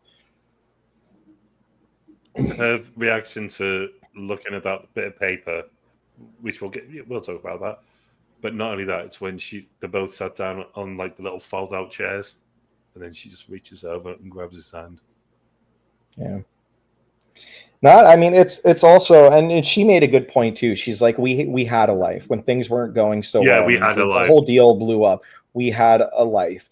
As a man, I think that I don't know, for myself, it just hit hard because it's like, yes, but I think every man knows this, that when they come home from work, and even though you may feel like you're doing a great job, there's still more that you can do. To be able to finally sit back, take that big sigh of relief and say, we've done it. Like, we're good. And everything is good. That man was able to take a breath. And, who knows, if he was content after that. I'm sure I could look it up on Google. But just that sigh of relief and saying, God, I did it. I gave my family everything, and I can now give them absolutely everything. I'm surprised they didn't mention the part of that scene, that scene that was terrifying. If you're a man and you got a family that loves you, she said, "We had a life." Past tense. Yeah, well, if like I thought she was implying like we're out of here. I view that as, I didn't think that she was going to divorce him or anything like that. No. I viewed that as we had a house, we had all of this, but now it's all gone. We had stability, we had some form of a life, but now we have nothing. I didn't view it as divorce, but yeah, that would have been a heart-wrenching. That's like when your dad says, "No, son, I'm not angry with you. I'm disappointed in you." That's like that feeling. Oh. That's like a fuck me. Reality check for him in that moment, for sure. But even then, he could have just given up and been like, it's done. And then that fax comes through and, off to Moscow again. Well, no, he gets the fax, then he goes to Nintendo. They go off to Moscow. Yep. They get that. They have the car chase, and then they get but the car chase is Alexei picks them up. So Belikov. So we've had the whole, I can have you all arrested. Head will roll. Belikov fucking lamps Robert Maxwell. You will not be safe until you leave Moscow. So they all leave, and like there's just that little moment of thank you, where and nothing is said, and it's just a head nod. Yeah, I don't think Russians are that big on hugs. No. What does he call them? American emotions? Seem like it. American emotion. And also, actually, real quick, I love that they got actual Russian actors or Eastern European to Russian actors to do this. So there was none of that. My name is Jakov Smirnov. TV does not bite you. You bite. Do you have any vodka? Yeah, I don't think I heard vodka mentioned once in this film. That was a little disappointing. There was a character named Boris, though. There was a character named Boris and Dmitri. That guy Boris with the big and leather jacket. And Dmitri. Yeah, Boris Dmitri. I'll tell you what, Q. That I'm glad you mentioned the end that scene there with. You said you got choked up. I almost got choked up a little bit too about that. A little bit with the ending. It's just how happy she is as well. And she looked. And who, the daughter or the mother? Both, but no. Quentin, I'm looking at you. Don't say anything. The daughter looks so cute. She looks so pretty in that. She had like little kimono on, like doing their little. She's doing a little Japanese sort of like recital, and it was just so cute. It really was. It just warms your heart. There's no sorry guys, and I know there's probably mostly guys still watching it now. No, it was just so cute. It was really melt your heart. And one thing about that thing. Go on. What did that scene do for you, Brian? You were saying that you almost got a little choked up there, but what? No, I was agreeing with you. I was glad you pointed it out because it was. It sounded like you got a little more choked up than I did. For sure. But, I really, when she got the smile on her face, was like, okay, let me change. And just the excitement on her face. It reminded me of something. And her mum, her mum does that little nod to her. Like when he's like, he hasn't shown her the check and he's like saying, will you please do me the honor of seeing your recital that I missed? I love that. And then her mum like, I would have said no and shut the door. You had your chance, you fucking prick. I like how she looked at her mom too, like, "Mom, should I forgive him?" And mom was like, "Yeah." Yes. Did you guys catch And that? oh no, I absolutely did. But then when she runs away, and he says in Japanese, "I was trying to make a better life for us, and it didn't go the way I planned until now." Let's just say he puts down a check signed to Bulletproof Software, which is their company, for $5 million. Yeah. And then they're sat together and they're just sharing this little moment with their daughter, who looks just absolutely beautiful. And it's playing over the Pet Shop Boys song, which is like Pet Shop Boys sort of Tetris song that they use at the end. But it's to the tune of that, and she's singing in Japanese, and she looks absolutely beautiful. And it's just a culmination of all of these guys. And I know I'm bouncing around a little bit.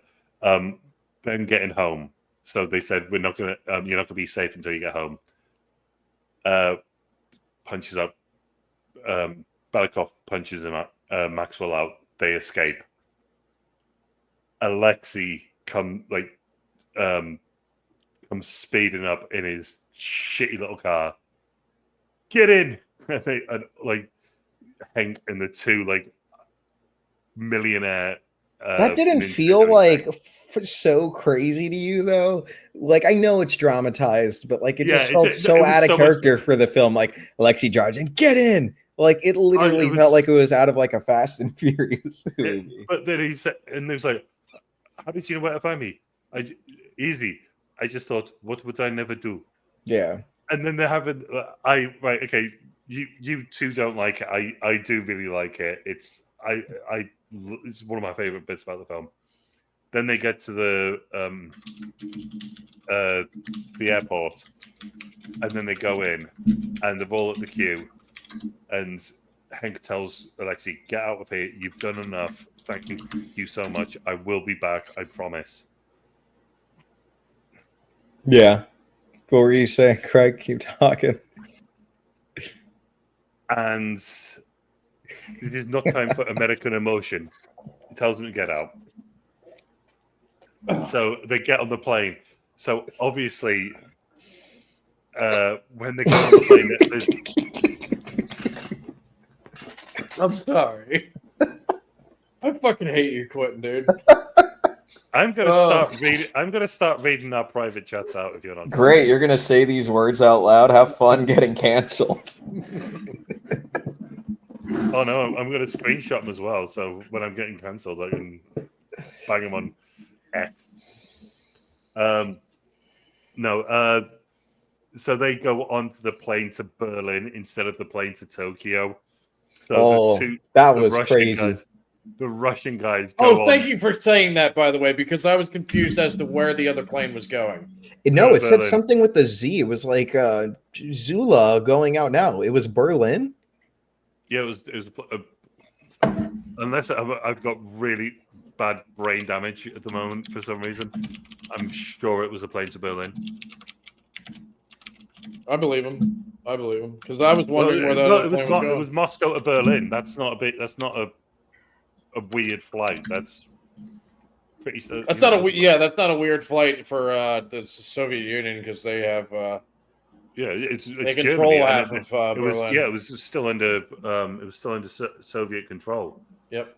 But they obviously think they're going to Tokyo, so they get on the plane to go to Tokyo, and then you see them look out the window, and the two planes are just going, just separated, and they've got away.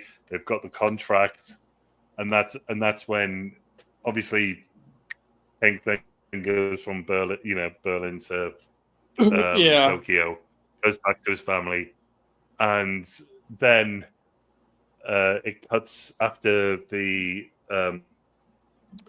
private concert with the daughter singing.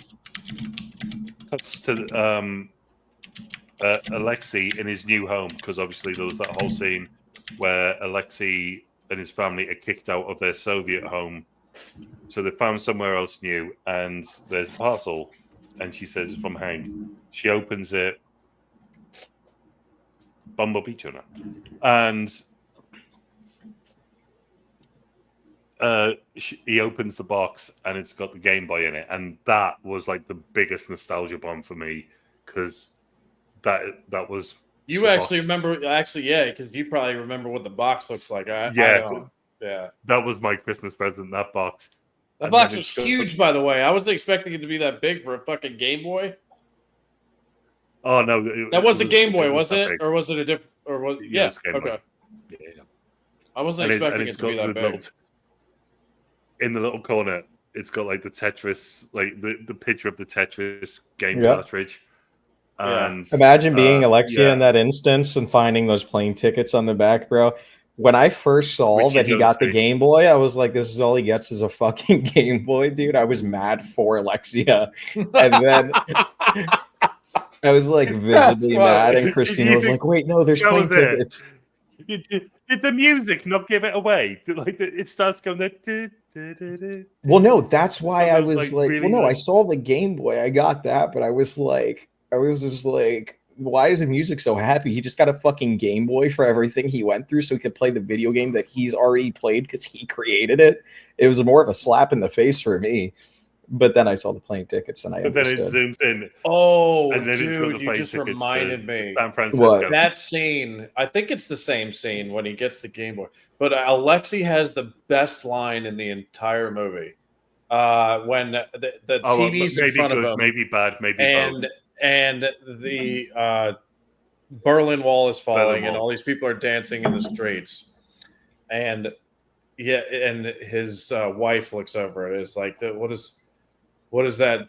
Is that good or bad? And Alexi says probably both, which it was. That was very accurate because even though the Soviet Union fell, the Russian people would go through a lot of hardship over the next 10 years. They really did. Because now they're capitalists, but they don't have any money. So it was bad. It was bad. So Russian people have been through a lot. They really have. Here's the weird thing. This is how much you might be King Boomer, but I can actually remember seeing that footage on TV. I was only I don't. They're just it's all in history books for me. Yeah, I remember.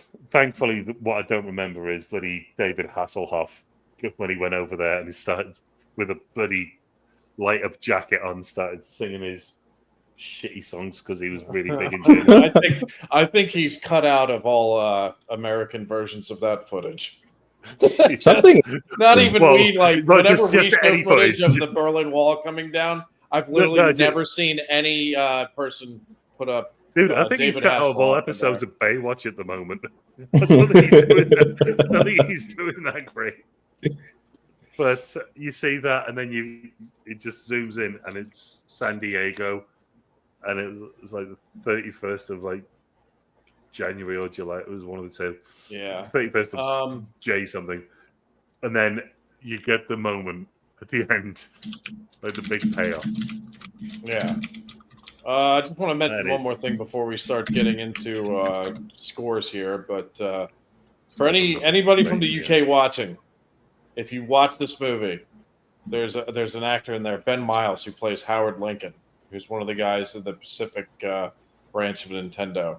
He's a British actor playing an American, and he's putting on an American accent, and it is so good, superb. I actually thought he was American. I didn't know he was British. Especially the way that American business talk goes. Like they have a particular way that they talk, and he did it perfectly. Not saying there's not when I think of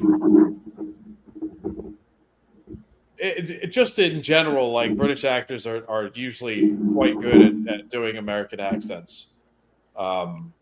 We're really good at British accents, I'll tell you that. Yeah, but with American accents, it's actually impressive, how so many are so good at it. But in order to do, this is one of those cases where it is excellent, and I mean, flawless. So props to him for really, because even Taron Egerton, like his is good in this, but this you can tell that it's difficult for him to keep it going. You know what I mean? Like you can hear the strain in his voice, worrying about worrying about it slipping out. With Ben Miles, there is none of that. And that's hard to pull off. I think so. Props to him. Actually, this was the white-haired guy who worked in the Pacific branch of Nintendo. Oh shit, he's Brit. Yes. Oh shit, yeah, okay then, yeah. Oh, he is very British too. I've seen every other movie I've seen him in. He's has his natural accent, overtly British accent. Okay, yeah. No. I honestly, God, yeah. You'd put a gun to my head. He would have been one of my last. He's been in The Crown. That's the guy I told you about. He's been in The Crown. He's been in V for Vendetta. He's been in he was in the Ninja Assassin. He was in the Napoleon movie. He was very good.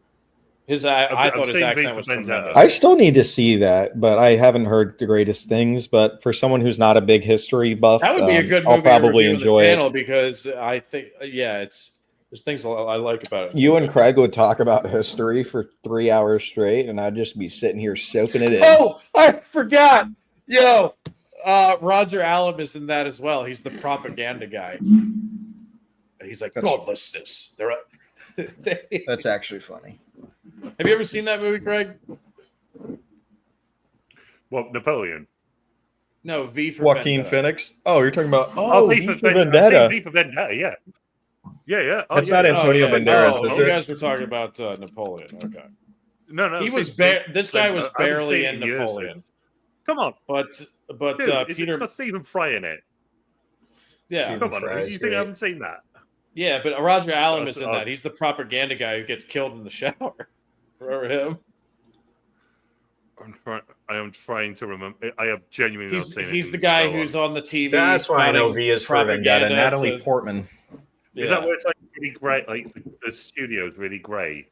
I'm really trying to remember. Probably. And he's in the right before he gets killed. He's in the shower and he's like doing poses and like how he would like talk on television and stuff. And he's always talking about like he's like, you know what ails this country? Godlessness. And not ringing a bell. Okay, forget it. I have seen it. I'm not going to go. Oh yeah. I remember. No, I genuinely off the top of my head, I can't remember. I have to have a read. Fuck you. I do that sometimes. All right. Well. Oh, that was the right before we get to the scores. Taron Egerton.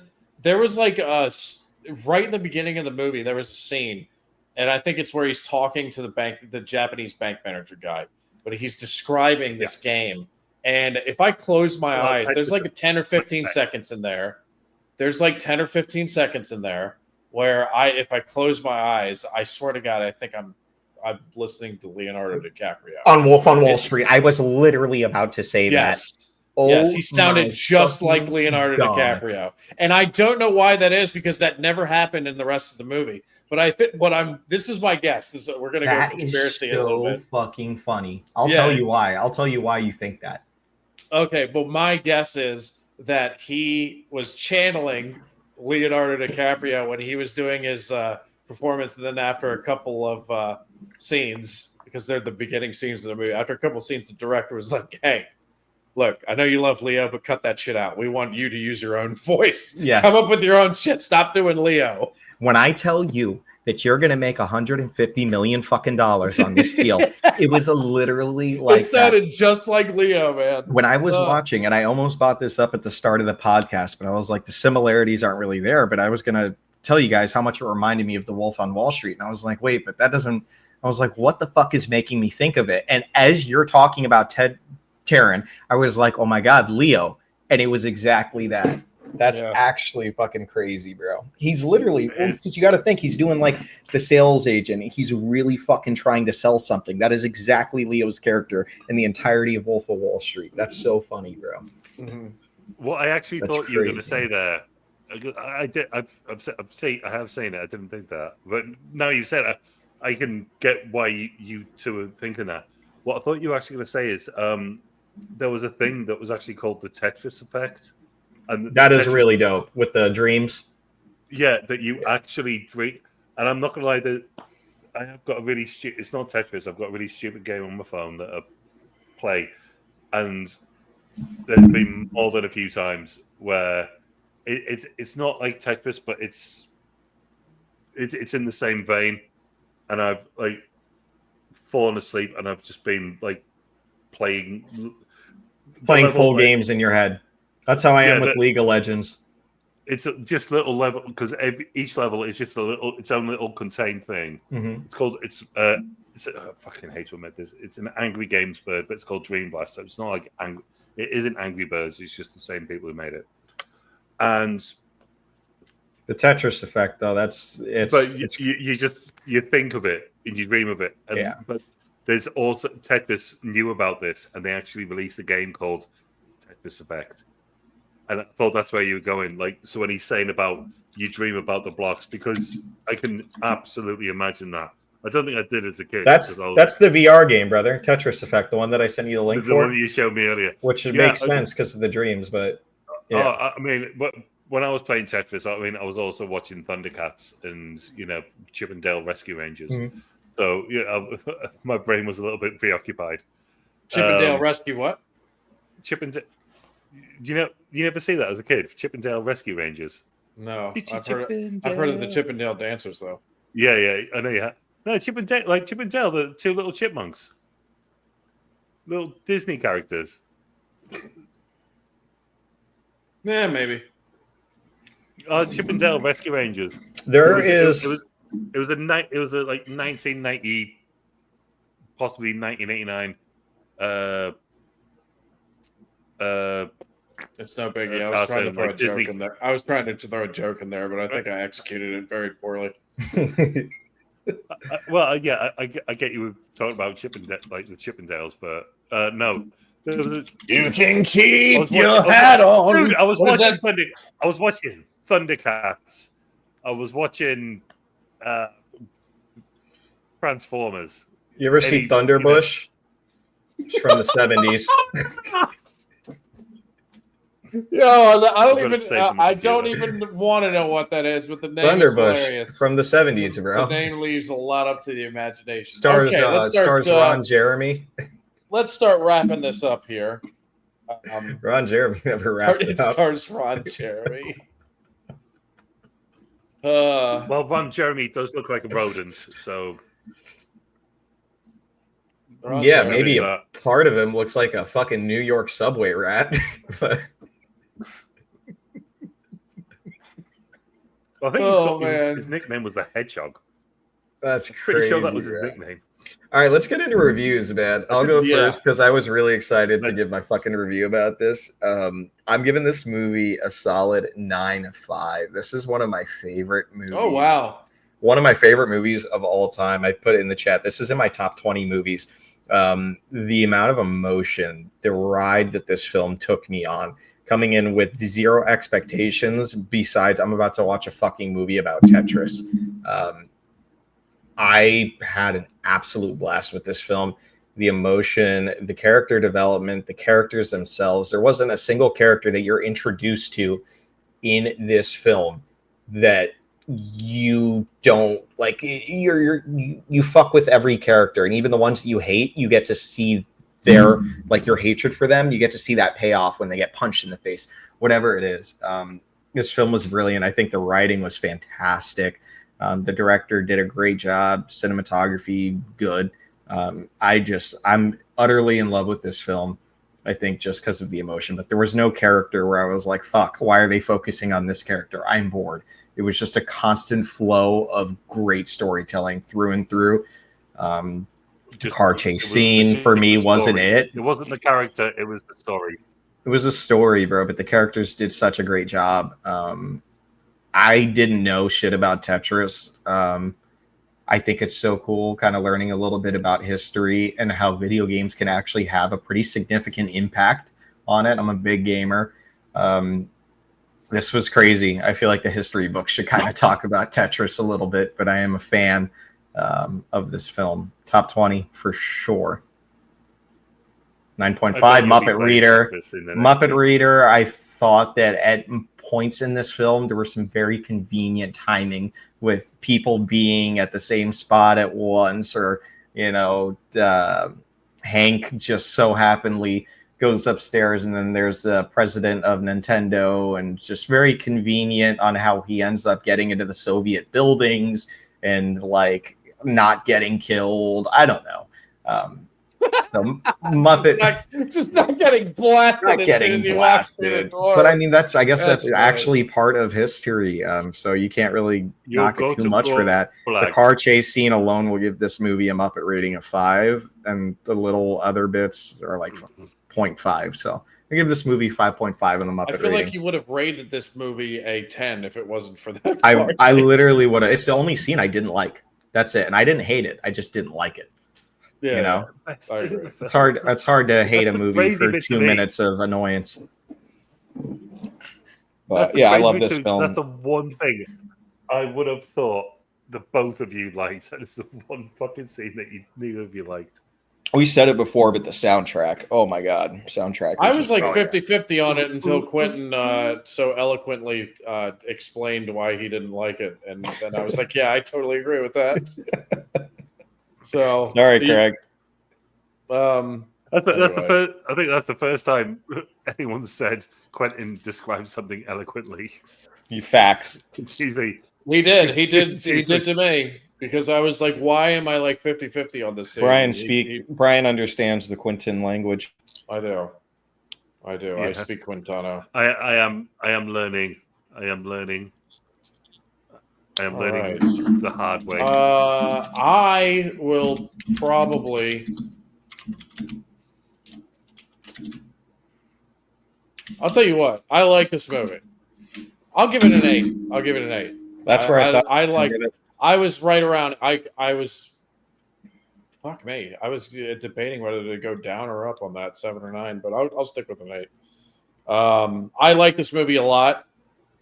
The characters were.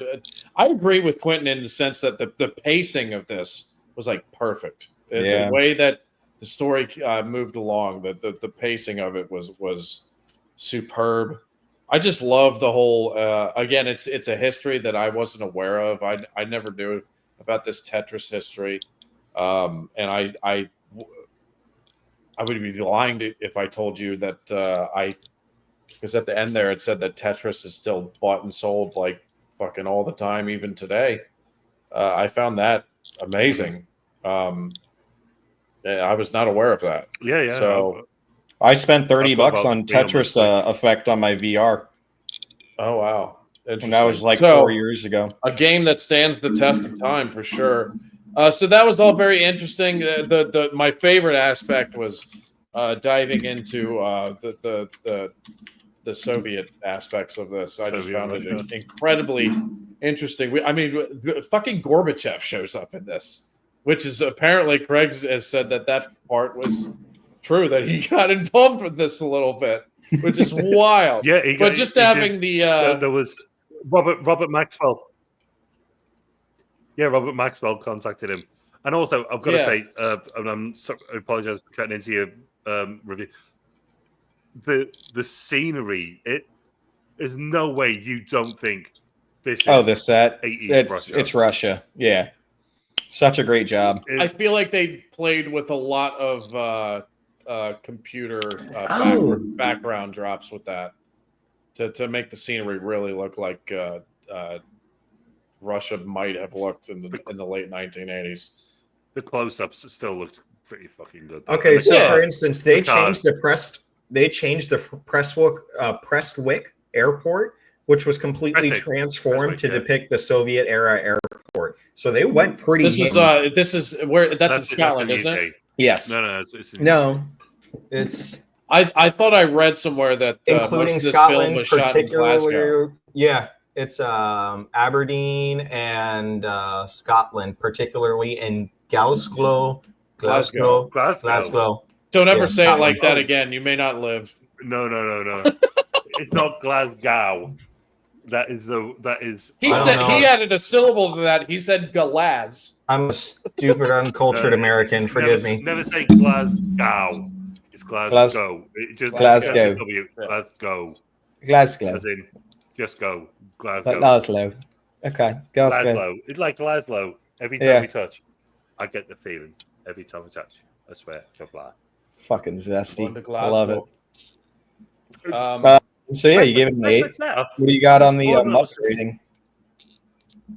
Well, let me talk a little bit more because I have to say that car scene, I don't like that. It feels out of place. It's not that we hate it, Craig. It feels out of place. It really out of does. place. Well, it's hard when the filming has such perfect pacing, and then you're in the Fast and Furious for a couple. minutes. With pixels. It's just the Adam Sandler pixels. If you're gonna have a car chase scene, have a car chase scene. Don't turn the cars into pixels. Even if it is about Tetris. I think to your testament, Craig, and I'll kind of defend you a little bit here, but I think the shots where they do a little bit of like the blocky shots, I think those were cool because it was minimal. And then you have the car chase scene, which could have been really cool, and then the cars turn into animated pixels, and then it's just like it took over the whole scene. When they get hit. There's a problem with car chases in movies, though, bro. Like, and because of that, that's my sorry. Muppet rating 5. So I think that's what you gave it, Quinn, right? Was it 5.5? Yeah. Just for the little things like the convenience factor. No, like you have to stick to your fucking thing you said. It's just because of the car scene. No, I said too because of some of the convenience of like people just happening to be in the right place and that's true Hank too. Getting away with some shit and fucking KGB don't play, bro. No, they don't. They definitely don't make out with you. Well, they do apparently. Unless they need it on you. Fax it to your wife. I think she should have sucked him off. Okay. That would have been Am a more I the deadly only picture. one, before Craig gets into his review, am I the only one who, when that scene happened, because he already has no pants because they took his pants, and then he gets back to the room, and then she comes in with her hair in that done up like that, so she's going in for it. Mm-hmm. And then she kisses him, and then he stops. He's like, "I have a wife." Was I the only one who was literally turned into Emperor Palpatine and was like, "Do it. No, because I didn't find her attractive. But at the same time, the thought goes into your head of, well, if he's in Russia, he could get away with it. You know what I mean? Not that I would do that. Jesus Christ. When in Rome, when in Russia, do as the Romans do. Yeah. But I don't think she was attractive. Why was she crying at the end? Did you ever tell me why? Do you think that's because she was fucking Dimitri? And he called her a whore? No, because he says you whore yourself. Yeah, but you're a fucking KBG agent. Like, I'm sorry, someone calls you a whore, you're gonna cry. She thought she was doing the right thing throughout the whole film. She thought this was all about Russia, and then it just turns out this guy is just a fucking self. She's like shaking the gun. She doesn't look like a KGB agent though. She was like shaking her gun and like on the verge of tears. I didn't understand that. She was furious because she was a believer in the Soviet Union. I see. That I could buy. I'll buy that. The person that's over her.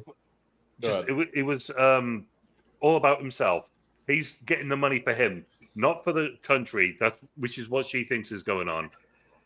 I thought it was because he called her a whore. No, he says you whore. He was telling her to go. Yeah. Fucking sell your body. Like so basically, here's my interpretation of it in a different way. The Soviet.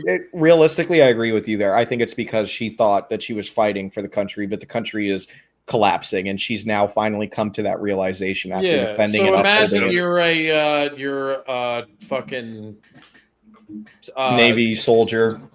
Yeah, imagine you're a CIA agent, and then your boss is your next superior officer is. The one who basically tells you what to do, and then you find out that they're a fucking thief and they're taking all this. They're on the take, trying to take this money which is against their what they signed up to do to begin with. That's what Fair. it was all about. I could see that. That makes So sense. she's like looking That's at him like, exactly what I how dare you? Like Yeah. even though I'm doing some fucked up things, I'm doing it for my country. You're doing it just to line your own pockets right before our country's about to collapse, you know? So that's what I thought it was all about. Anyway, That's Craig, exactly give us what a I think it review, was. my friend.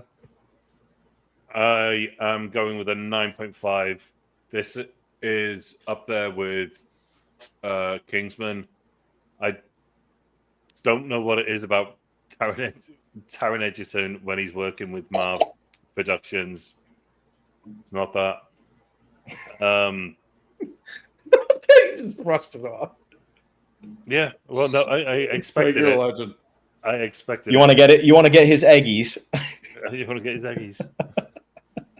What you? You dirty little I sack. believe I rated. You want to tear into his pants? Dude, we're butchering his review. We got to shut up. But I'm I sorry. remember. I think I rated Kingsman a 9. Wow. So I definitely. Yeah, I think I rated it a 9, which would make sense because I like Kingsman better than I like this. So. Okay. I think I've watched Kingsman more, but obviously it's been out like 10 years longer, pretty much. Kingsman has good Oh, I'm sorry. I keep interrupting, bro. Go ahead. No, it's got good replay value. Yeah, Kingsman got a lot of more replay value. This is like a movie where you watch it, and you probably won't watch it again for another 4 or 5 years, maybe longer than that, but you know it was a beautiful film. I have watched it. This is probably the 18th time I've watched it. I was trying to think earlier, like literally how many times do I think I've watched this? And it's only been out for like a year and a half, and I have watched it that many times. And it's the music, it's the story. Like it's beautiful at the end where you've got that payoff where he puts the check down, and I absolutely. And is it the greatest film ever? No. I don't think anyone's saying that. But is it so enjoyable to watch? Yeah, it really actually is. And that's all I really give a shit about. I've made the whole Citizen Kane comparison before. It's like, I don't want to fucking watch that. But I'll happily put this on. Yeah, but I don't know. The what did you just say? It was something about Citizens Kane. It's such a memorable film, and it's such a rewatchable film. I just remember something you said, and it was I was gonna say, well, like I don't know how that could be because I wasn't even aware that this film was a film. It's kind of unfortunate when films get released on like just streaming services because this is a film that I probably when it's Apple fucking TV. I probably never would have watched this film had Craig not recommended it. And I'm super happy I did, but I've been dying to recommend this film to you too. Because I didn't know how you two would take it because I thought you two could go the other way. And I said if you two went hard on it, like last week I said if you two don't like it and you go hard on it, I have got everything in I've got all the ammo in the bag to come back at you. Because this film That's what you say every time. Fun. That's what you're saying about this anime film coming up. Yeah. But we won't reveal that yet. I will destroy you. I bet you will after watching this film. Okay. Craig, give us a Muppet rating, please. Muppet rating. There's plenty of Muppetry in this because I know how much was and wasn't real. So we'll do it out of 10. It's a strong 7. There's plenty of Muppetry in this, but it works. And he gets his fucking Levi jeans nicked off him because this is Soviet Russia and we do not have Levi jeans. You know, it's that sort of stuff. I thought everyone wanted the Levi's. I thought that was believable, believe it or not. There's a scene in have either of you seen that movie Bridge of Spies with Tom Hanks? I don't like Tom Hanks. Yes. Oh God. Not since it came out, but yes.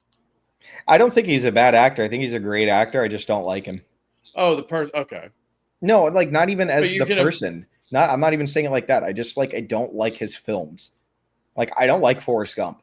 Straight up, I don't like Castaway. Hooch isn't.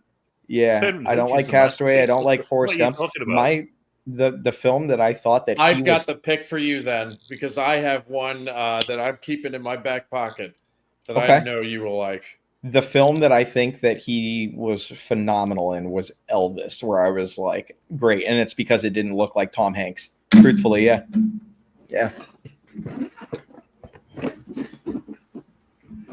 Craig, what do you think about all that shit that he just said? I think he's a great actor. I don't like him in movies. I just there's something about Tom Hanks that just throws me off. I'm like, I don't know. I'm trying to think of one Tom Hanks movie that I like, and it was Elvis, and he plays a dickhead. You haven't seen Saving Private Ryan? No. You haven't seen Green Mile? No. I've seen Green Mile. I like Green Mile.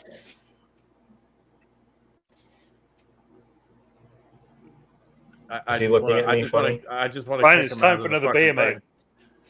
I just want to kick him out of the Time for another beer, dude. podcast. Like not just not just now, like permanently. Do you want his best story or his best movie? Toy Story. Toy Story is Woody. I mean, he does great. You do know he's a complete arsehole great voice in that. In the original,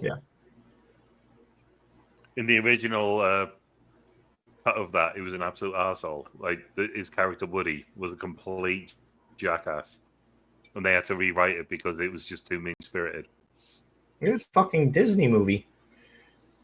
It's Pixar. Yeah, I don't know, bro. I would like my mind to be changed about him because I think he's a phenomenal actor. I just don't like him in most films. I tried watching this really fucked up movie where he was just depressed the entire time, and like everyone said it was great, but it was so fucking depressing. It was insane.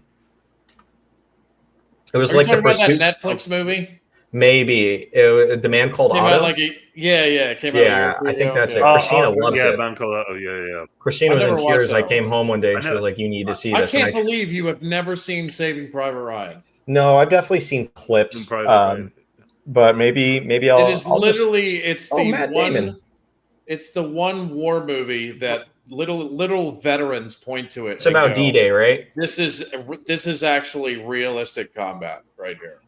Do their grenades actually explode? Like, are they in big flaming balls, or do they just? Why is Well, grenades don't do that. That's my point. That's my point. It doesn't have like the big flames and shit like they do in most movies. Right. Yeah. That's why I'm asking about the accurate representation. No, as much as I know Brian, I absolutely get why he is completely so angry. He's more angry with you than he was with me 3 hours ago. You don't like Will Ferrell. You're a freak, right? No, I am not. I'll tell you what I am right now. I'm disappointed. Dad, no.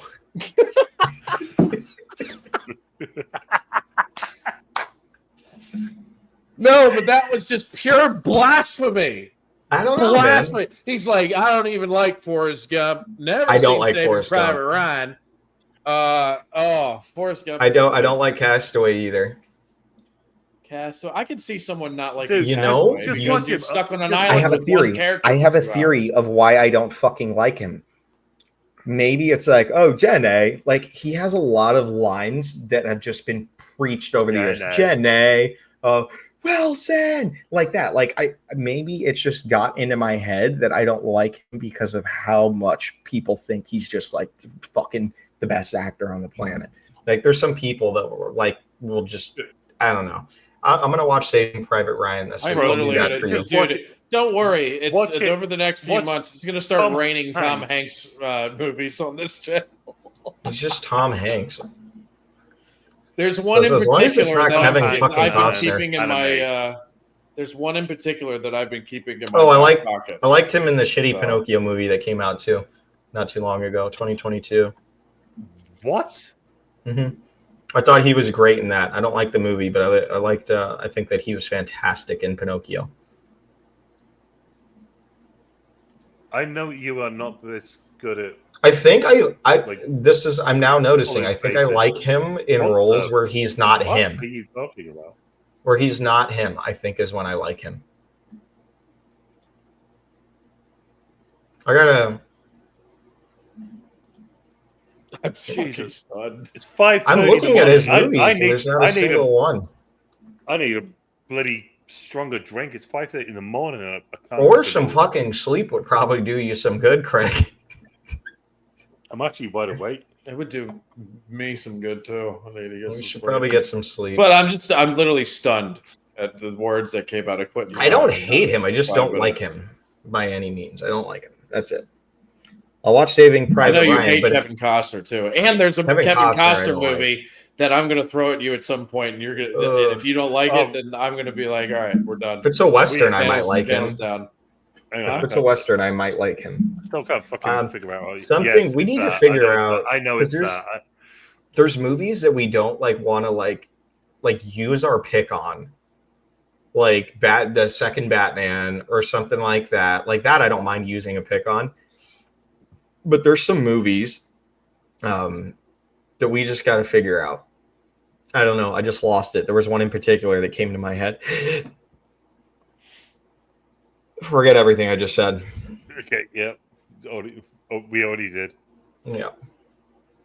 Well, now I want to use my pick for next week on either a Kevin Costner or a Tom Hanks. Tom movie. Hanks. All right. But I'm not going to because I already had it. So. Oh, Jesus Christ. Right, let's get this shit wrapped up. I am not changing my pick. There will be... Oh, he's come back. There will be anime in our future. That will happen. Yeah. But, so that will be... You're not using it as your pick, so what are you picking? Is you... What are you? I got picking? a comedy. I realized we haven't done many comedies. We haven't really done any what specifically a comedy. You know, there's been dramedies and stuff like this one was, but It's true. not a specific comedy. So I am going to go. We are going to go into the 90s, and this is one of my favorite comedy films ever made, and it is. I think you guys will appreciate it, because it really makes fun of sports. Culture in the 90s, and that movie is Basketball. Basketball. Yes, Okay. I have seen this. I don't think Quentin has seen this, so it'll Oh, no. be interesting. What was the year But I was born? From it South is Park. the two guys who star in it are also the creators of South Park. Yeah, Matt Trey. So Matt Stone and Trey Parker. Yeah. Matt Stone and Trey Parker. And Jenny- yes. Jenny McCarthy, I believe, is in it. Jenny McCarthy is. is in it. There's a lot of sports cameos in this as well. And apparently, So they actually did this. This is a game they did invent. Actually, no. I mean, we'll probably get into it more. Fucking way Joey Diaz is in this movie. Joey Diaz. He is briefly. Yes, he is. Oh my god. Briefly, but yes. I bet he He's weighs probably as much coked as you out of his back then. fucking mind, bro. He's Oh, probably it's the coked out of 90s. his He's mind. probably. Yeah. Oh my god, he's coked to the gills, probably in this. But anyway, the what was I about to say? Basketball. Basketball. Yeah. The director is the guy. It was his basketball was his idea. It's his game that he and his buddies made up. Interesting. Not Trey Parker and Matt Stone. Matt Stone. Trey Parker Right, and okay. Matt Stone also do not like to take credit for this movie. They do not list this as one of their movies. Apparently, Interesting. They don't. I bet they put Orgasmo on there though. They do because they made it. Apparently, they give they call it whoever I can't remember who's the director's name of it is, but they call it his film. It's not theirs. They just star in it. Yeah. But and they hated the movie pretty much not because of how it turned out, but because of their experience making it. It was their first time being on the set of a kind of a big budget movie, a little bit, and they did not like the whole process. And I totally believe them when they say it, because guess what came out a few years later? What? Team America. Team America. So, Team America. I know. Fuck They yeah. absolutely hated filming that. Like, it was such Mhm. a pain in the ass filming that movie, and it's such a shame because like that moment where they've got the doll, but then they have a cat instead of a panther or a tiger. It's just a house cat. It just jumps onto the pop. Like, honestly, I have never laughed so freaking hard at a movie when that happened. Like, but I can There's- imagine that was such a pain in the ass to do. Right. So, My so number- many great moments in that movie that are so fun. And Quentin, before you watch this, I'm just going to give you some advice on watching this. This is one of those movies where some of the funniest shit that's happening in the movie is happening in the background. Like, a couple characters will be talking, but then you'll hear like noises and see things happening in the background, and you're like, "What the fuck?" Heard that. So it's some of my favorite Okay. bits in a comedy film. In this one, it's superb. My big, and I'm very curious because I know Craig likes it, but I'm very curious I as to watched how. it. I loved it. I'm very because this was before Quentin's time, probably. Yeah. I think it came out in '97 or '98. I'm a guy who literally last year watched through every single American Pie movie in one day. And there's like, I don't know, 6, 7 of them at this point, not to mention the spin-offs. So like if it's really, like, I thought there were 3. oh no, there's there's a so many. There's a lot. They're so good. Only one thing that's consistent is I think every single one of them. Correct me if I'm wrong. Schmitty, or not Schmitty. Eugene Levy. Yeah. So Jim's dad. He's the only person who's in every the fucking single eyebrows of he the was century. On Schitt's Creek. He was the guy from dad from Schitt's Creek. You'll recognize him by his fucking eyebrows. Yeah, anywhere. Yeah. He looks like Bert and Ernie. Yeah. And then what's the deal with what's his name fucking his mom? Oh my god, Stifler, the Stiffmeister. The Stiffmeister. Stifler. Dude, one of the scenes in that movie is like when they're hiding the wedding ring. It was called American Wedding. And Stifler is like in charge of holding onto the ring. He loses it. The dog fucking eats it. So Stifler's like following this fucking dog around all day, dude. And this dog finally takes a shit. And he fucking scoops it up. It's in his hand. He starts walking back to whatever to put the ring somewhere. And the mother of the bride stops him and goes, "Oh, Stiffy, I just want to see the ring. Show these lovely people the ring." Or no, it's the chocolate. She thinks she was like, "What do you got in your hand? What are you hiding back there?" And he was like, "Oh, no, I'm not hiding anything." She was like, "What is that?" And he goes, "Just a little chocolate." And she's like, gimme. And and Stifler goes, no, I really want this chocolate. She goes, "Stifler, give me the chocolate." And he just shoves it in his fucking mouth. And it's the dog shit. And he's like, "It's so good." It's like coming out of his teeth. Dude, and shit, no. It's one of the best scenes. No, thank you for making sure that I never watched that fucking movie ever. He's like, "Oh, it's so good." I have enough time when a fucking turd lands on someone. If somebody's eating it, I'm out. Bro, he had to shove it. It was the teeth that made it so bad. Craig will like this. I had a rough time with when I watched the second In-Betweeners movie and that turd lands on and he smacks him in the face. On Will, yeah. And he's walking around like it's Platoon. Yeah. I might have to watch he's that. In the pool. He's in the pool. No, you've got to watch both. You've got to watch. It's called The In-Betweeners. If I need a good laugh, well, you'd have to see the show first. It's a show. Okay. It's a show, they did a show. They did films. 3 seasons of a show, and then they did 2 movies. And the movies are excellent, and what the show is as well. But it would really get you ingrained in British culture, humor in the 2000s. I need something to get me introduced to it. So if you think that's good, I'll give that a shot. Because I can't. I love The Office. Brit here. That show, and those films. That is a dilution of exactly what it's like growing up as a teenage boy in Britain. Like what's like going to school, and so when I first came across Brian's channel. He was doing that, and then he just started doing Father Ted. And him and the missus have just done another rewatch. They rewatched it because enough time had passed. Brian's watched. Like, that's what you should have mentioned. So, Quinn, this is the only show that I've reacted to where I reacted to it twice because I liked it so much. Okay, that's a big bet. Yeah, heard that. And and if you what is it? Am I gonna find it on any streaming platform? You can find it on YouTube, I think. Okay, yeah, it's and then I can just quality. cast it to my the TV. quality of the picture might be a little suspect, but So the show is called The In-Betweeners as well. Yeah, it's the In-Between, and then it's In Between is the movie, and In Between is the movie too, or whatever.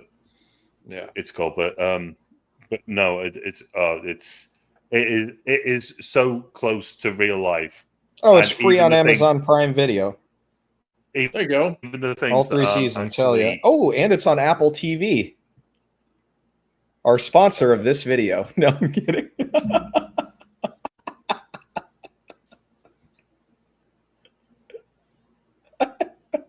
oh. He'll be back. He'll be back. He needs to stop. When things aren't so sensitive, we'll tell you guys about why Brian is so sensitive. No, we won't. No, we won't.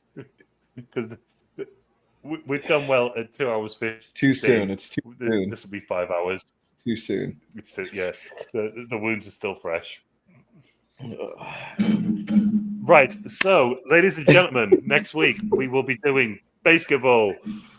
We are wrapping this one up. I can't wait. I can't wait to see what Quentin makes. I'm pumped. Because I'm excited. He could not like it. So we'll see. Is it stupid humor? I think he's gonna love it. There's a lot of stupid. It's I'm gonna love it. Dumbest fucking humor. You're gonna love it. Yeah, I think you're gonna absolutely love it. There's even I haven't watched it in like.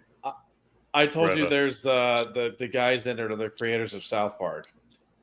There's even not the cartoon versions, but the voices of at least 2 South Park characters. I wish you in did there. not tell me that. I wish you didn't tell me Oh. that.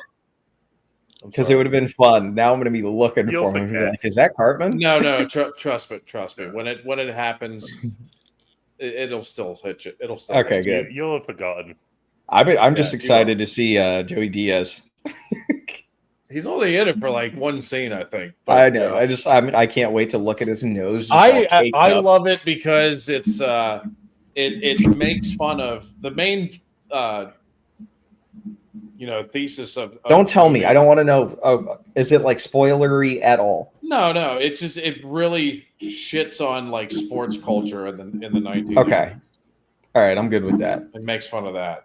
I don't really follow sports. And if you were around to like know about sports in the 1990s, like it really. I know nothing about any sports even now. Here's one thing I remember about it. I remember thinking, do you know what? This is obviously not what the basketball bit, but the crowd. I was like, this is like WWF Raw from like 1998. That's exactly. I remember the way the crowd was reacting and all that. I am obsessed. With this WWE girl, the one who I told you guys about last week. I just keep getting reels of her. It's all my feed. Oh. Without makeup? Picture I sent of her. No. You can't put this part in, no, right? Yeah, we're not. I'm simping. I want her to kick me in the face, bro. On that note, we're out of here. Later, guys. All right. We'll see you guys next time. We're watching. Let's go. Next week. So basketball next week. That is us doing Tetris.